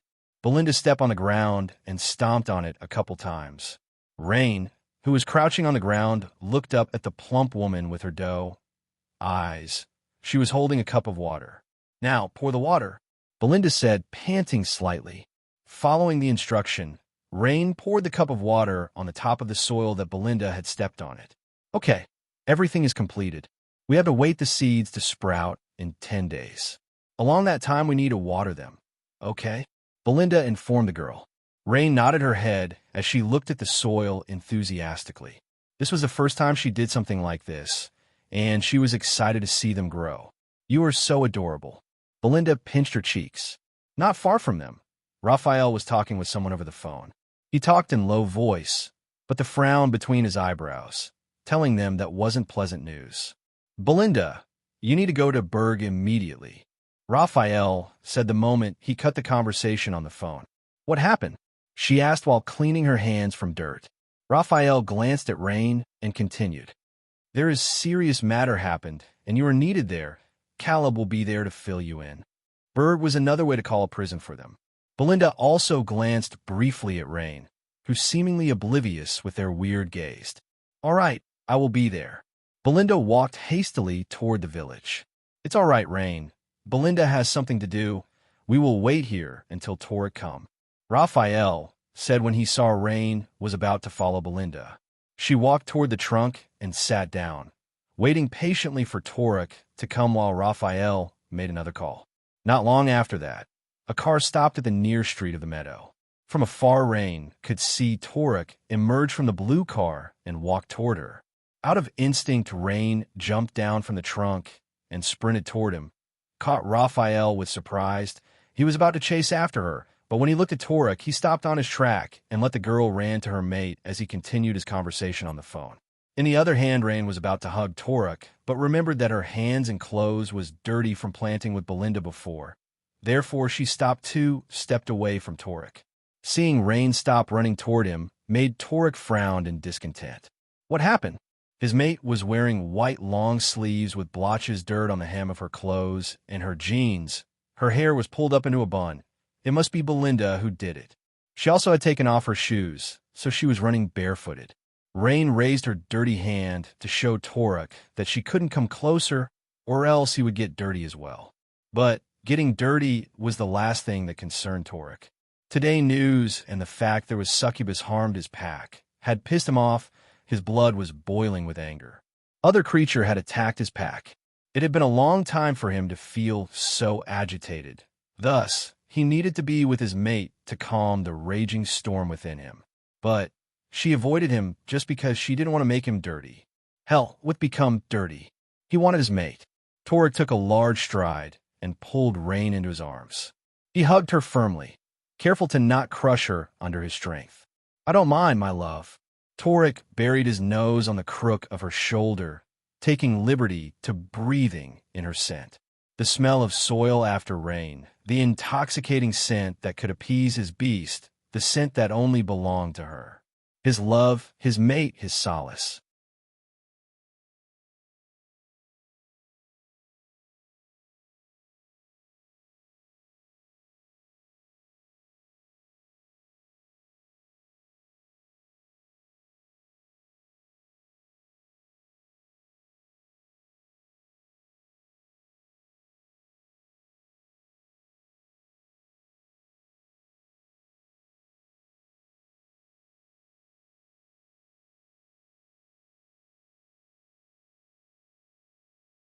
Raine hesitantly hugged him back, putting her dirty hand on his clothes. Torak, we need to go to Oriole City. Raphael mined. Linked him while walking closer toward Torak, who was still hugging Raine. What is it now? There is news about you have taken away Raine. Bullshit. Torak cursed. How about her custody letter? Someone has been trying to impede the process. Torak growled deeply that startled Raine. Let's go back to the mansion. You need to take a bath. Torak released Raine and grabbed her hand, led her to the car. Take care of it. I will. But, Torak, you still need to go to Oriole City. Apparently someone put the news online and caused our stock plummeted. This issue creates commotion within the shareholder. How dare them to make issue about this? Subdue them. Raphael walked behind Torak while kept communicating through mind link. We can't do it that way. 50% of the shareholders are human. There was rule within the supernatural creatures that couldn't be broken about human. They couldn't carelessly kill them, or the consequences will be hard to bear. With this single rule, human was able to keep their existence, or else they would have long gone down in history. Arrange a meeting 5 hours from now. All right. And with that, Raphael was busy again with his phone. Do you want to go to Oriole City? Torak asked Raine when he helped her got inside the car. Both of them sat on the back seat while a man drove the car away. Raine gestured an OK sign with her hand, but then she showed Torak her dirty clothes. We will leave after you take a bath. Torak kissed her head. Equals equals equals equals equals equals equals equals equals equals equals equals equals equals. Raine glanced at the digital clock on the table. It showed 12:30 a.m. She was trying to dry her hair with the hairdryer, but it took longer time as her hair was very long. Her black hair almost reached her hips and very thick. Even after Torak walked out from the bathroom, Raine was still sitting in front of the dresser. The next second, the hairdryer was in Torak's hand. Let me help you, beautiful. He kissed her neck before he resumed to drying her hair. Once Torak was done, he said with mirth laced in his voice, I hung a dress for you in the bathroom. Let's see how is it when you wear it. Raine walked to the bathroom while Torak changed into business attire. He was wearing dark retro suit that darker than night sky. The neckline of dark silver stripes glowed with a cold LUS ter. He looked so stunning and exquisite. His perfectly chiseled face and SCXY lips were enough to drive any woman crazy. Torak was so perfect, and he was her mate. Raine was standing in daze in front of the bathroom door, seeing how he tied his gray tie. "Are you done ogling at me, my love?" Suddenly, Torak lifted his head and looked at Raine in the doorway. He had felt her gaze since a minute ago. Usually he would feel repulse every time a woman looked at him like that, but with Raine he felt proud to actually could make his mate captivated by him. Raine startled and lowered her head meekly. She was caught when staring at him. It was so embarrassing. "Come here. Let me see you on that dress." Torak reached out his hand to Raine as the girl walked closer toward him and grabbed his hand. The comparison between the two was clearly seen. One hand was big and callous, while the other was so delicate and small.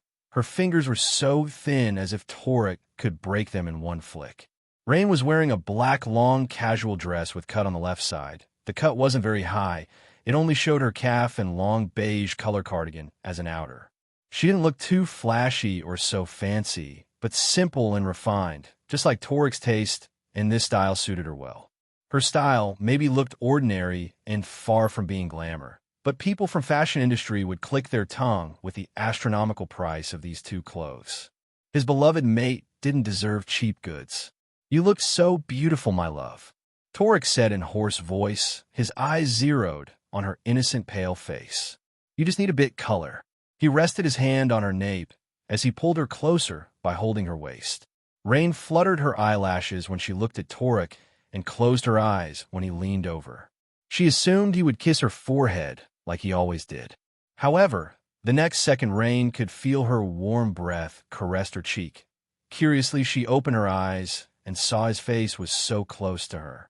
Her mind froze as she looked at Torak's lips touch hers. It occurred only for a second. It wasn't a real kiss, but Raine blushed attractively. She lowered her head to hide from him, but of course it was a not attempt. She was in his arms, and he refused to let her go. No, after he lifted her chin and looked at the tinged crimson color spread on her cheeks. "Now it's perfect." Torak grinned triumphantly. "Let's go." He grabbed her hand and whisked her out of their bedroom. While Raine was still in daze, she touched her lips as her heart quivered with glee.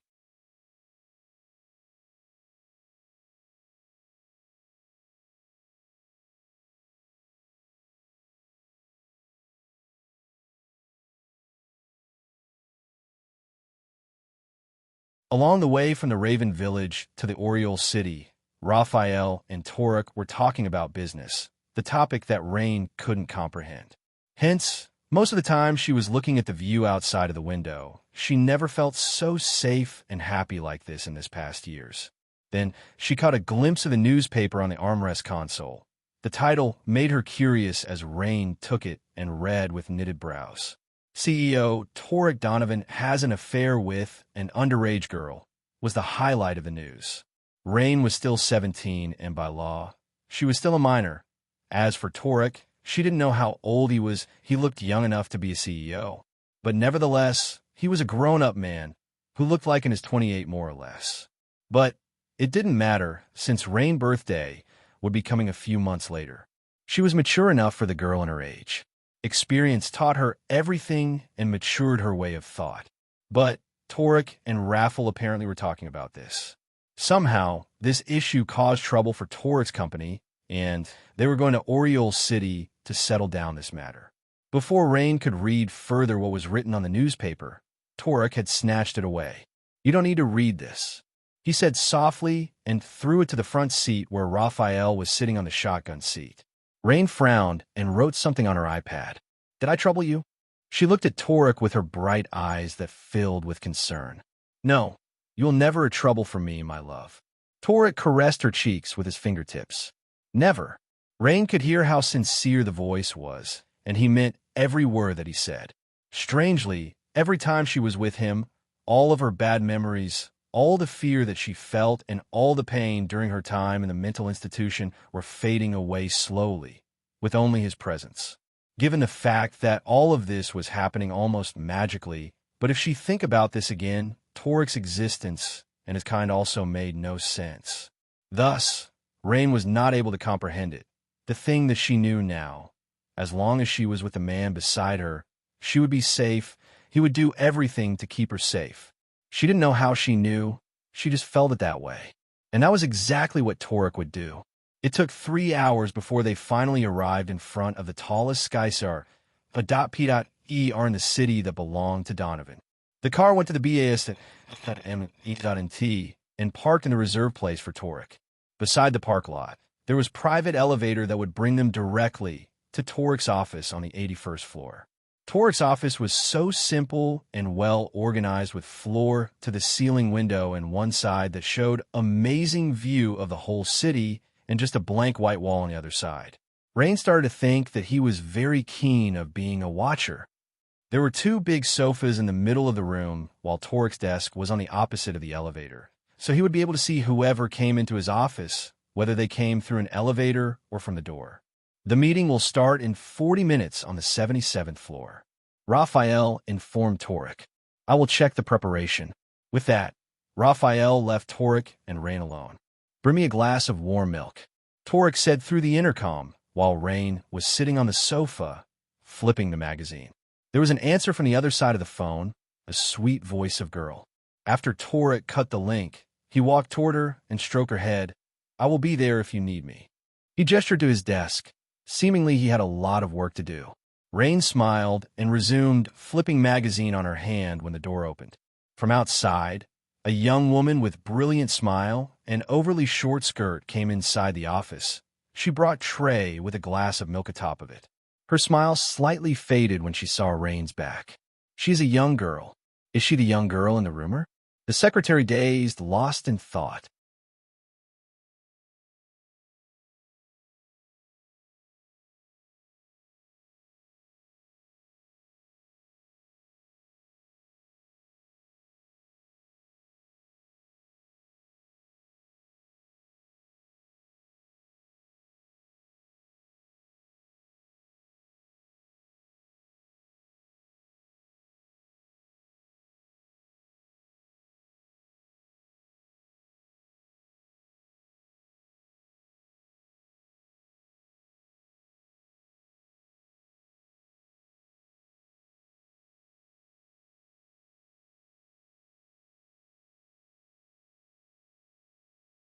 This morning, suddenly the newspaper The Sun released news about Torak.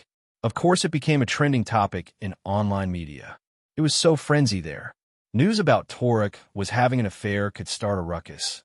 Not to mention it was a minor girl that he dated. The article has raised a furor among the business world and socialite. People started asking questions and forming assumption. Their PR was at loss. It was news about their CEO, after all. They couldn't careless with it and couldn't release any statement without further discussion with Torak.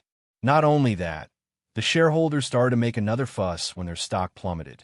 In short, they were in uncontrollable state. But here Torak was sitting behind his desk, seemingly unaffected with the news outside. He even brought along the girl with him. Was the rumor outside right? Torak actually like an underage girl? The secretary mindlessly brought the tray toward her boss, but he stopped her midway. Give to her, Torak said without lifting his head from the stack of mints in front of him. Yes, sir. She walked back toward the girl on the sofa and put the glass on the table in front of her. Here, your milk. She put the glass very slow in order to catch a glimpse of her face. Raine didn't disappoint her. She raised her head and smiled sweetly at her. She was indeed very young and innocent. The girl's eyes shone brightly, as if she was saying, thank you. But then the secretary remembered there was a commotion in online media not long time ago. It was also about Torak carried a girl to go inside his hotel room. Unfortunately, the picture had taken down not long after it was released, and also the picture didn't catch the girl's face. Thus, she couldn't confirm if the girl who was smiling at her now was the same girl with the one in the hotel. Actually, nowadays a girl in her age had been starting to date someone. Regardless, in the eyes of law, they were still underage. It wasn't an odd issue, but just because the person as the subject now was Torak Donovan, the result came out differently.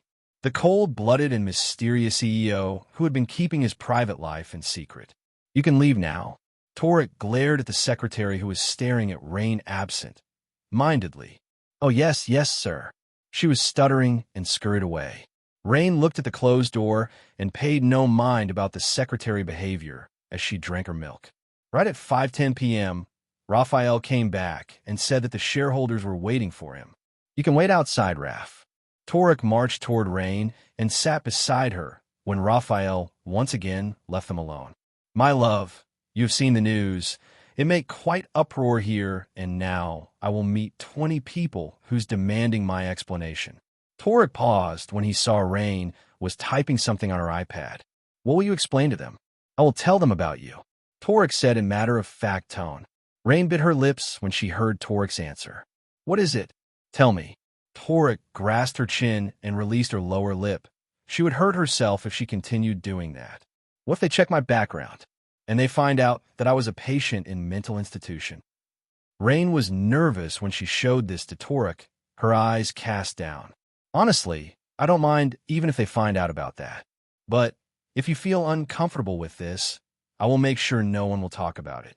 Torak reassured her. It bothered him to see Raine was very anxious with the issue about her past life. "I will embarrass you." This time, a tear escaped her eyes. Raine felt ashamed of herself, and more ashamed to Torak, who has to burden this disgrace. He was humiliated by the outside world because of her. "No, my love." Torak locked his brows tightly when he saw Raine's tears transform into a crazy cry. "You will never embarrass me." He hugged her and caressed her back, hoping it could soothe her emotion. Raine hugged her back tightly. Torak was the first person who was treating her wonderfully. He never raised his voice toward her or hurt her in any way.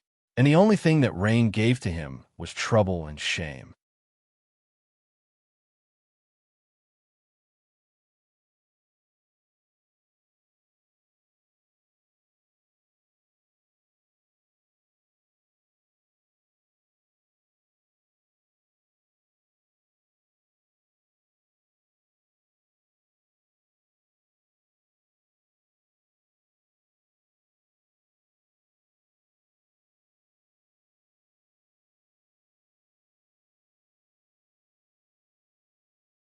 "My love, don't say something like that. You are my pride and will never be my disgrace. No matter what had happened to you in the past, it wasn't your fault." It hurt him greatly when he felt Raine's body trembling in her cry. "I need you to be strong." Torak held her shoulders and looked at her in the eyes. "I want you to be strong." Raine blinked her eyes, which caused another tears streaming down her cheeks. "Can you do this for me, love?" Torak said very softly. For outside world, he was a man with a few words, but for Raine, he could use cajolery words all day just to make her feel better. Raine looked at the sincerity in his eyes, the warm feeling that exuded from them, and unequivocal safety that he could provide only by his presence. The girl reached out her arms and hugged his neck tightly while nodding resolutely. She had been strong enough to survive until this day, and now it would not be so hard to be strong for him, because she wanted to be with him. Torak let Raine clung to him as long as she needed to calm herself down, even though he should be in the meeting room 20 minutes ago. Outside the office, Raphael had mind, linked him twice, but Torak simply blocked him. He didn't want his time with Raine to be disturbed, and his beta knew better to not rub the alpha in the wrong way. 3 minutes later, Raine released her arms from his neck and rubbing her swollen eyes. Despite her messy tears, she looked so adorable in Torak's eyes. Actually, no matter what she did, he would be still mesmerized by her in the end. "What should I do?" Raine raised the iPad when Torak was in trance, admiring the angel in front of him. "Not much." Torak tidied her hair. "I just want you to be there." Raine tilted her head, didn't understand what Torak wanted to do. "Finish your milk, and we will go." Equals equals equals equals equals equals equals equals equals equals equals equals equals equals. Along the way to the meeting room, Torak held Raine's hand, ignoring all the eyes from his workers who looking at them furtively.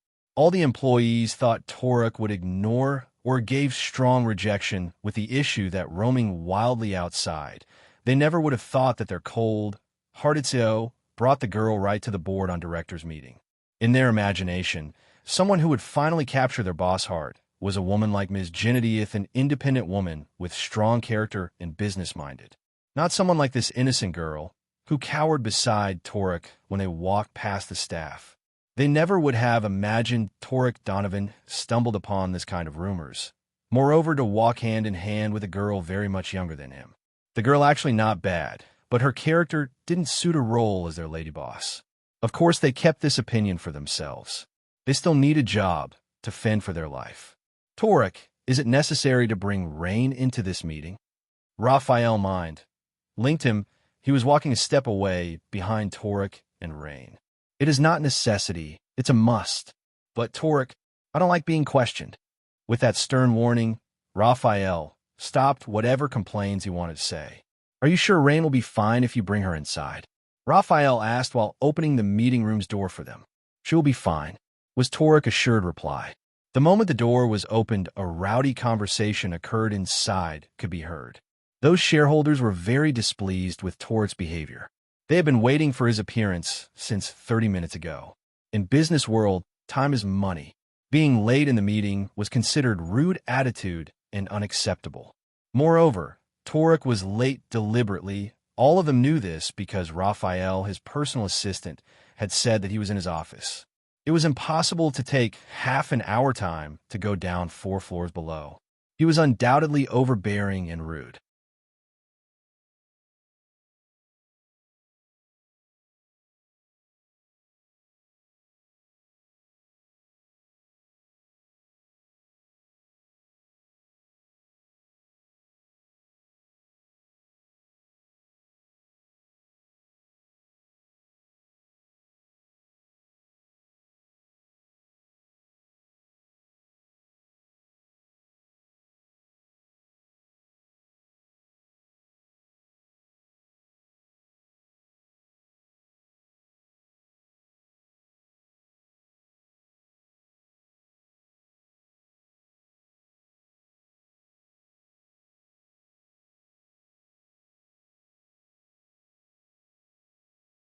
The 20 upset people were ready to rebuke the young CEO about his rudeness. Despite he has the biggest share, his age was still far below them, in their own assumption, so it was necessary for Torak to respect the elders. However, the moment Torak appeared from behind the door, the coldness that exuded from him and the sudden tense that filled the air astonishingly managed to shut them up, ceased down the complaint, and urged them to stand straight compliantly. Torak swept the room with his blue sharp eyes, looking at their cast down one.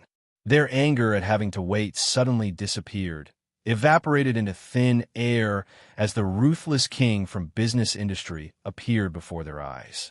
They even forgot what they wanted to complain and hoped Torak didn't hear it. His strong aura was not easy to bear. Furthermore, to their utter shock, not only his arrival brought chill down to the shareholder's spine, he was actually holding a girl's hand. Mr. Donovan, is she the rumored girl? One of the 20 people present managed to open his mouth and question the girl identity. Despite the air conditioning has provided them with the cold air, the shareholder was still sweating bucket by now. Torak didn't bother to answer. He held Raine's hand and sat her on his seat before he spoke to the rest of the people. Sit. It was curt order and his voice neither loud nor stern, but they do as they were told nonetheless. Apparently, his alpha's tone not only affected their kind, but also has similar impact to human. Torak was born to lead. In the next second, the 20 people have sat on their own respective chair, while Torak was standing behind his seat, which Raine was sitting, while Raphael stood not far from them. I will make this meeting short and clear. Torak's rigid voice filled the room. About the news out there, I don't think I have an obligation to explain my private life to all of you. His eyes swept their faces one by one. All those people could manage was only staring at Raine to avoid the young CEO's gaze. This girl was fragile and probably not older than 17 years old. Her feature was fairly delicate with pale skin, as her gesture could raise any man's protectiveness instinct to keep her safe.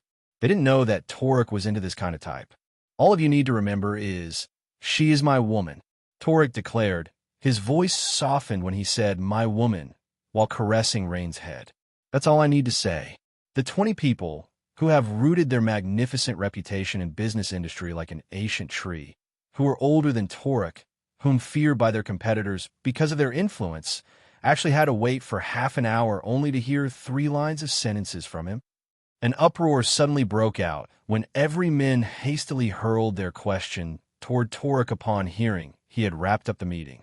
They even not started anything yet. You were not explaining anything. What do you mean she is your woman? Mr. Donovan, you can't do this. You have to provide us explanation. She is much younger than you. Is she even an adult? In the eyes of law, is she still a minor? I think she is still a minor. While we're talking here, our stock dropped again. One after another questions went on and on. The bustle of their voices were like bunches of bees in Torak's ears. Silence. His voice boomed inside the room, echoing on the soundproof wall, reverberating to their being. Even Raphael frowned by the impact of his tone, while Raine flinched uncomfortably. Torak squeezed her shoulder gently, reassured her that everything was fine. He had the situation wrapped around his finger.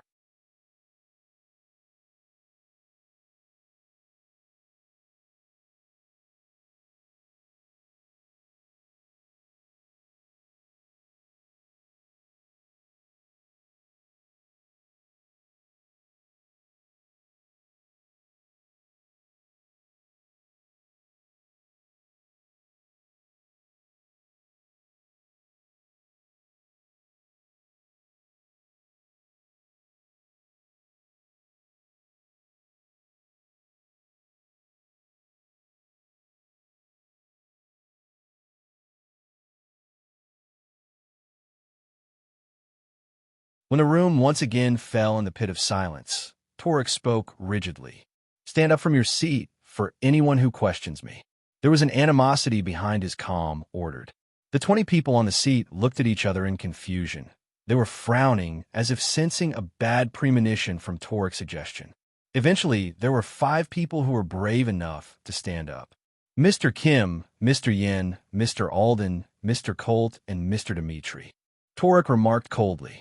He named the 5 people who was standing and looking at him, despite their daring decision. If one gave closer look, their hands were trembling by the tension that lingered in the air. The second later that passed without a word from Torak was enough to make them starting to regret their choice. But there was no back away from this situation. Anyone else? Torak skimmed the room, looking for any sign from those people who wanted to defy him. After another second, with no one wanted to join to be the 6th person, Torak exclaimed, "The 5 of you can leave my company." That declaration gave a wave of shock to them. The reason was the most profitable shares came from his company. Another reason was to become part of Donovan Enterprises Holding Incorporated shareholder was a prestige.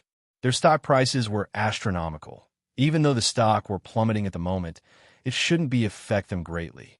However, their greedy bone made their mind antsy that now brought another damages to them. Anyone else who still wants to question me, feel free to join them. With the last menacing glance, Torak grabbed Raine's hand and walked out from the meeting room. Forced buyouts from them. Torak said clearly to Raphael that caused another uproar from the 5 people inside. Torak wouldn't bat his eyes even if the company was out of business. He could build the new one as he had been living for centuries. A long enough period of time until wealth and prosperity lost its lus true's appeal. The only treasure that he had now was the girl in his arms. Anything else could get lost from his sight. "Mr. Donovan, you can't do this to us," Mr. Colt yelled. "Mr. Donovan, what do you mean by forced buyouts?" Mr. Dimitri shouted to the closed door. They were about to follow Torak and asked him to change his mind. Initially, it wasn't a big issue, but why they lost their precious shares. The 5 of them rushed toward the door, but Raphael held them back helplessly. This was much easier to deal with their kind than with these human because he couldn't subdue them with authority. Equals equals equals equals equals equals equals equals equals equals equals equals equals equals. After Torak settled down the matter with those shareholders, he brought Raine for dinner. The restaurant was located on the roof of the shopping center and very famous among the socialites. The waiting list could take weeks. However, because Torak was the venture capitalist of the restaurant, he had his own room that he could use anytime. This room was exclusive for him with the best view of the city. Just like what Raine thought, Torak was so fond of you like this. Either it was in his bedroom, his office, and now in this restaurant. He liked the place where he could observe his surroundings. This room was very cozy. There was a glass door that led them to the open area, but because tonight's weather was too windy, Torak closed the door so Raine wouldn't feel cold. "It is too windy. You will get cold." Torak answered the unspoken question from Raine's eyes, that inquiry why he closed the door. "Let's eat for now. If you like it, I will bring you here again next time." He persuaded her, who still glued her gaze at the view of buildings behind the glasses. At that time, delicious aroma wafted inside the room when the servants served all the delicacies. The smell tempted Raine's stomach to growl. It was a faint sound, but Torak could hear it clearly nonetheless. "I should pay more attention to your meal now," Torak said with slight frown between his eyebrows. But Raine stroked his upper arms and waved her hand as if saying she was fine. Torak kept taking care of her during dinner. He put the soup asparagus in a small bowl for Raine and peeling the shrimp shells to make it easier for her to eat. Occasionally, Torak would feed her until half an hour later Raine was full and satisfied. She showed her slightly bumped belly to say that she couldn't eat anymore. Only then he stopped and pushed away his plate. When Torak went to the washroom to wash his hands, Raine was playing with the remaining garnish. She made 2 words atop of a plate and showed it to him when he came back. "THXU." Raine smiled beautifully when she showed this word to him, but unexpectedly, Torak frowned. "Only thank you?" he asked while sitting down beside Raine, pursing his lips and put his elbow atop of the table as he leaned over to his fist. "I want more than a thank you."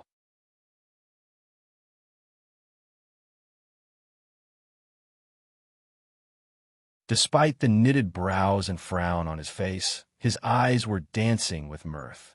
He was teasing her, and when he saw Raine was fluid tiered easily, he was grinning. Placing his palms on her cheeks, Torak spoke deeply while looking straight at his mate's beautiful black eyes. "You are beautiful, my angel. You know that?" Raine's low self-confidence had been bothering Torak. She was the most beautiful creature that he had ever seen, not because she was his mate, but because she was indeed a beauty, adorable, and the aura that came from her was so genuine. He liked all of her. Raine could feel her cheeks heat up. Suddenly she confused where she had to lay her eyes under Torak's intense stare, so she chose to look on his chin, but this gave her a free access to stare at his CXY lips the moment he talked. "I want you to know that." Torak caressed her cheeks with his thumb, stared down at her, savoring every inch of her charm. "May I try something?" he asked softly. Raine was lightheaded with Torak's enchanting voice. She didn't even know what Torak wanted to try, but she nodded anyway. Torak leaned over very slow, as if he was asking permission to move closer. His warm breath brushed against her skin. The tranquility that followed and the quietness seemed to force her to close her eyes and relish the proximity between them.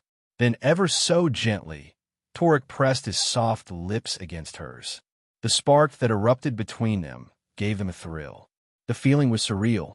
It felt like millions of butterflies on her stomach alive and flickering through her veins. Her heart was beating so fast. It felt like so natural for her to lean closer, let Torak bit her lips softly before he pulled away.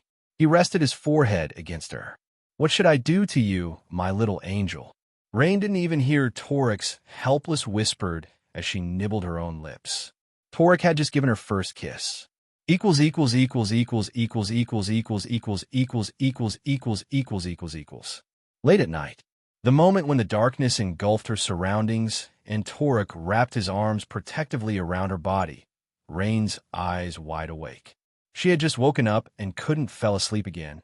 As soon as her mind kicked in, the scene in the restaurant played again, and this gave her a sudden urge to giggle. When Raine was still in the orphanage, she often overheard girls around her age were talking about their boyfriend, how their boyfriend treated them, and how they got their first kiss. They would talk while giggling and whispering to each other. At that time, Raine could only lower her head and looked at her shoes while sweeping the floor. Her life was so miserable and seemingly without any hope from getting better, especially when her peers started to talk harshly at her about no one would care for her and no one would love her because no one wanted a girl from mental institution with freak mean like her, before they walked away and laughed hard as they managed to make her cry.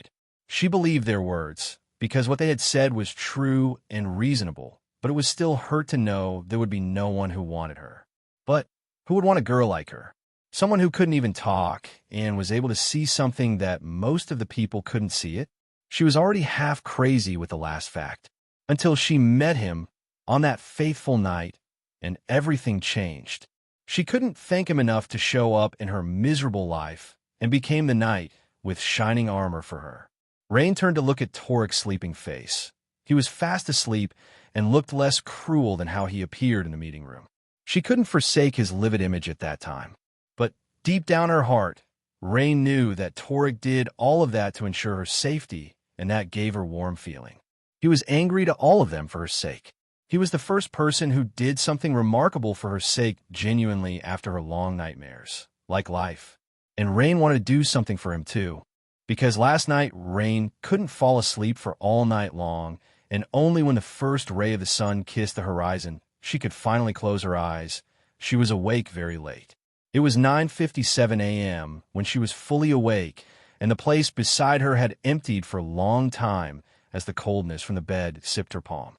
Rubbing the sleepiness from her eyes, Raine got off from the bed and walked toward the window. Torak would always left the curtain close if she was still sleeping. In that way she could sleep longer.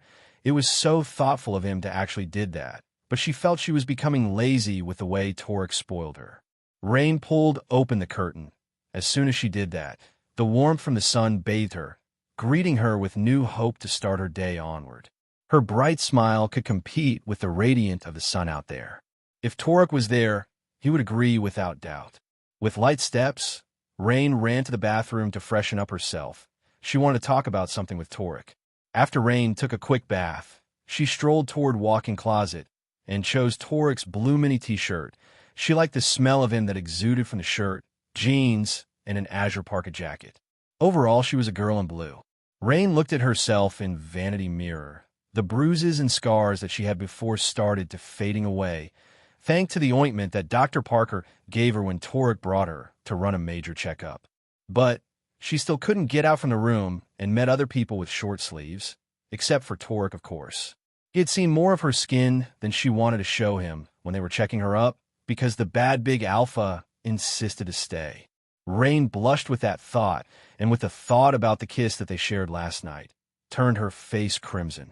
She looked herself in the vanity mirror while tying up her hair into a messy bun atop of her head. She observed the girl in the mirror with slightly dazed. It was hard for her to believe that the girl, who was smiling faintly back at her, was the girl who didn't even dare to raise her head and only could manage to glue her eyes to her toes weeks ago. Now, she looked healthier, happier, and alive than before. Raine wished to thank Torak with her own voice. He would be surprised. But even when she tried to open her mouth and push the air past her throat, there was no sound that could be heard from her mouth. She tried again one more time, but still nothing. Slightly dejected, Raine stood up and trotted out of the walk-in closet. Wearing her blue parka jacket, she proceeded to find Torak. The first place she went was his study room, but when she opened the door, Torak was not there. Apparently, he was in his office, and it was in a different floor of this mansion. Raine never went to his office, but Torak had always informed her all the places he was going to go. His office was in the 3rd floor of the mansion. Raine was sure she was going there. She could find him. But the problem was she could go there alone? Was she brave enough to roaming the place that she didn't familiar with? Patting her cheeks and taking a deep breath, Raine stilled her heart. She had promised to herself that she wouldn't cower away again. Everything will be all right. While chanting that words, Raine pushed open the door that led her to the stairs. She preferred to not enter an elevator as she has a mild claustrophobia. Before, Torak was always with her to comfort her every time she needed to use an elevator. But now, when she was all alone, she didn't want to be in a narrow place because a place like that made her uncomfortable with the feeling of being in confined spaces. The floors of this house were divided according to their rank. The 8th floor was dedicated for the Beta and his family, while the 7th floor for the Gamma and his family, and since Raphael and Caleb hadn't found their mates, the 2 floors below were empty. Practically, there were no one. The 7th floor was occupied with the elders.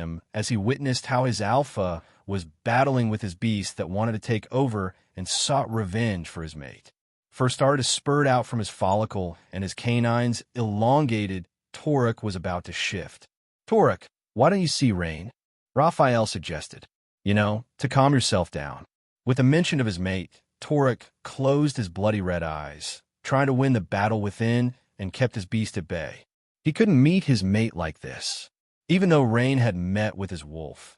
But she had never seen his ferocious Lycan side, and no matter what one said, it is an ugly beast. When he opened his eyes again, they were as black as the night sky.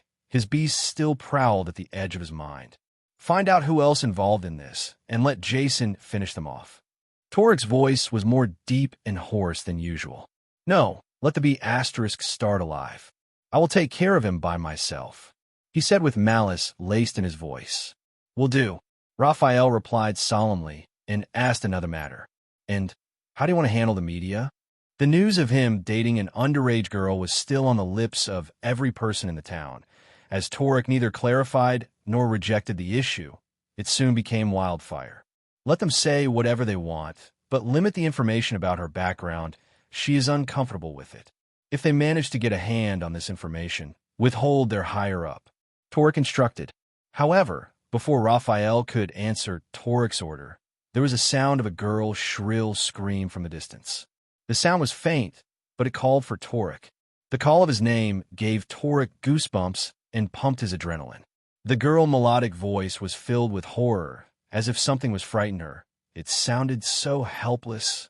Even before his brain could process what was happening, he had busted down the door from its hinges as his eyes turned bloodshot red. His Lycan took over.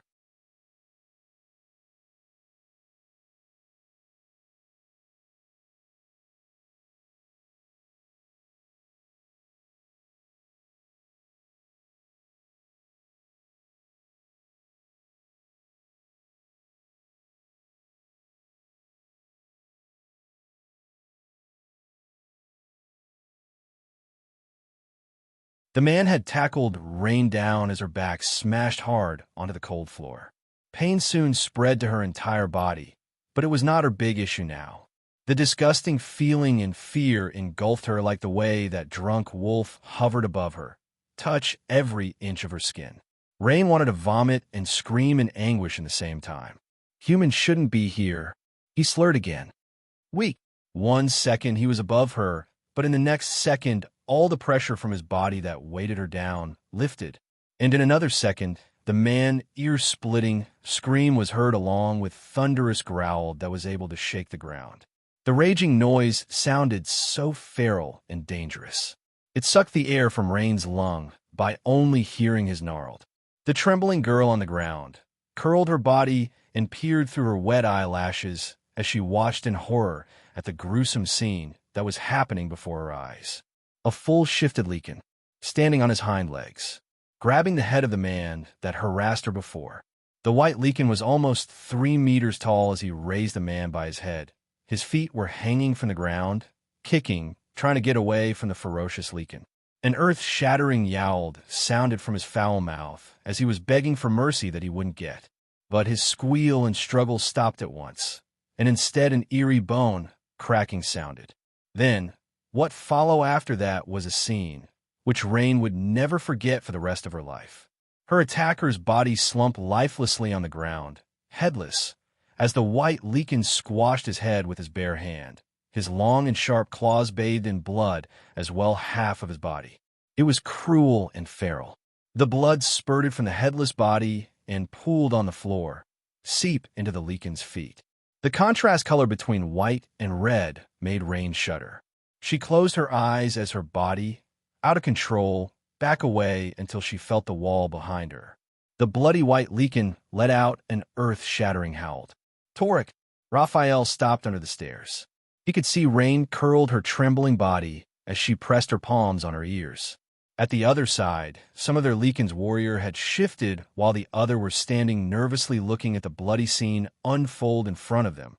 They were also at loss when they saw the alpha had fully shifted. It was a rare occasion to see Torak in his Lycan's form.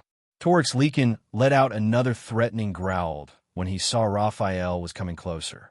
With that warning, Raphael stopped in his track. Torak, you scare her. The beta tried to reach him through the mind link. Raphael lowered himself and looked at the stairs under him, a gesture of submissive. He tried to convey that he was not a threat. Even so, the Lycan's red eyes were still assessing any sign of life from him before he swept his gaze at the other side of the room and found out the other warriors, whether in their human or Lycan's form, had done the same as Raphael. After he was sure there was no threat around him, the Lycan turned around and faced his mate. The Lycan approached her regardless her fear. He didn't know anything else. All he wanted was his mate in his arms. She was frightened. He retracted his claws, careful enough to not scratch her skin when he touched her. However, Raine swatted his hand away when she felt something touched her due to her fear. This action earned a low growl from the Lycan, apparently hurt by her rejection. The beast didn't realize that his mate was afraid of him as he tried to touch her again.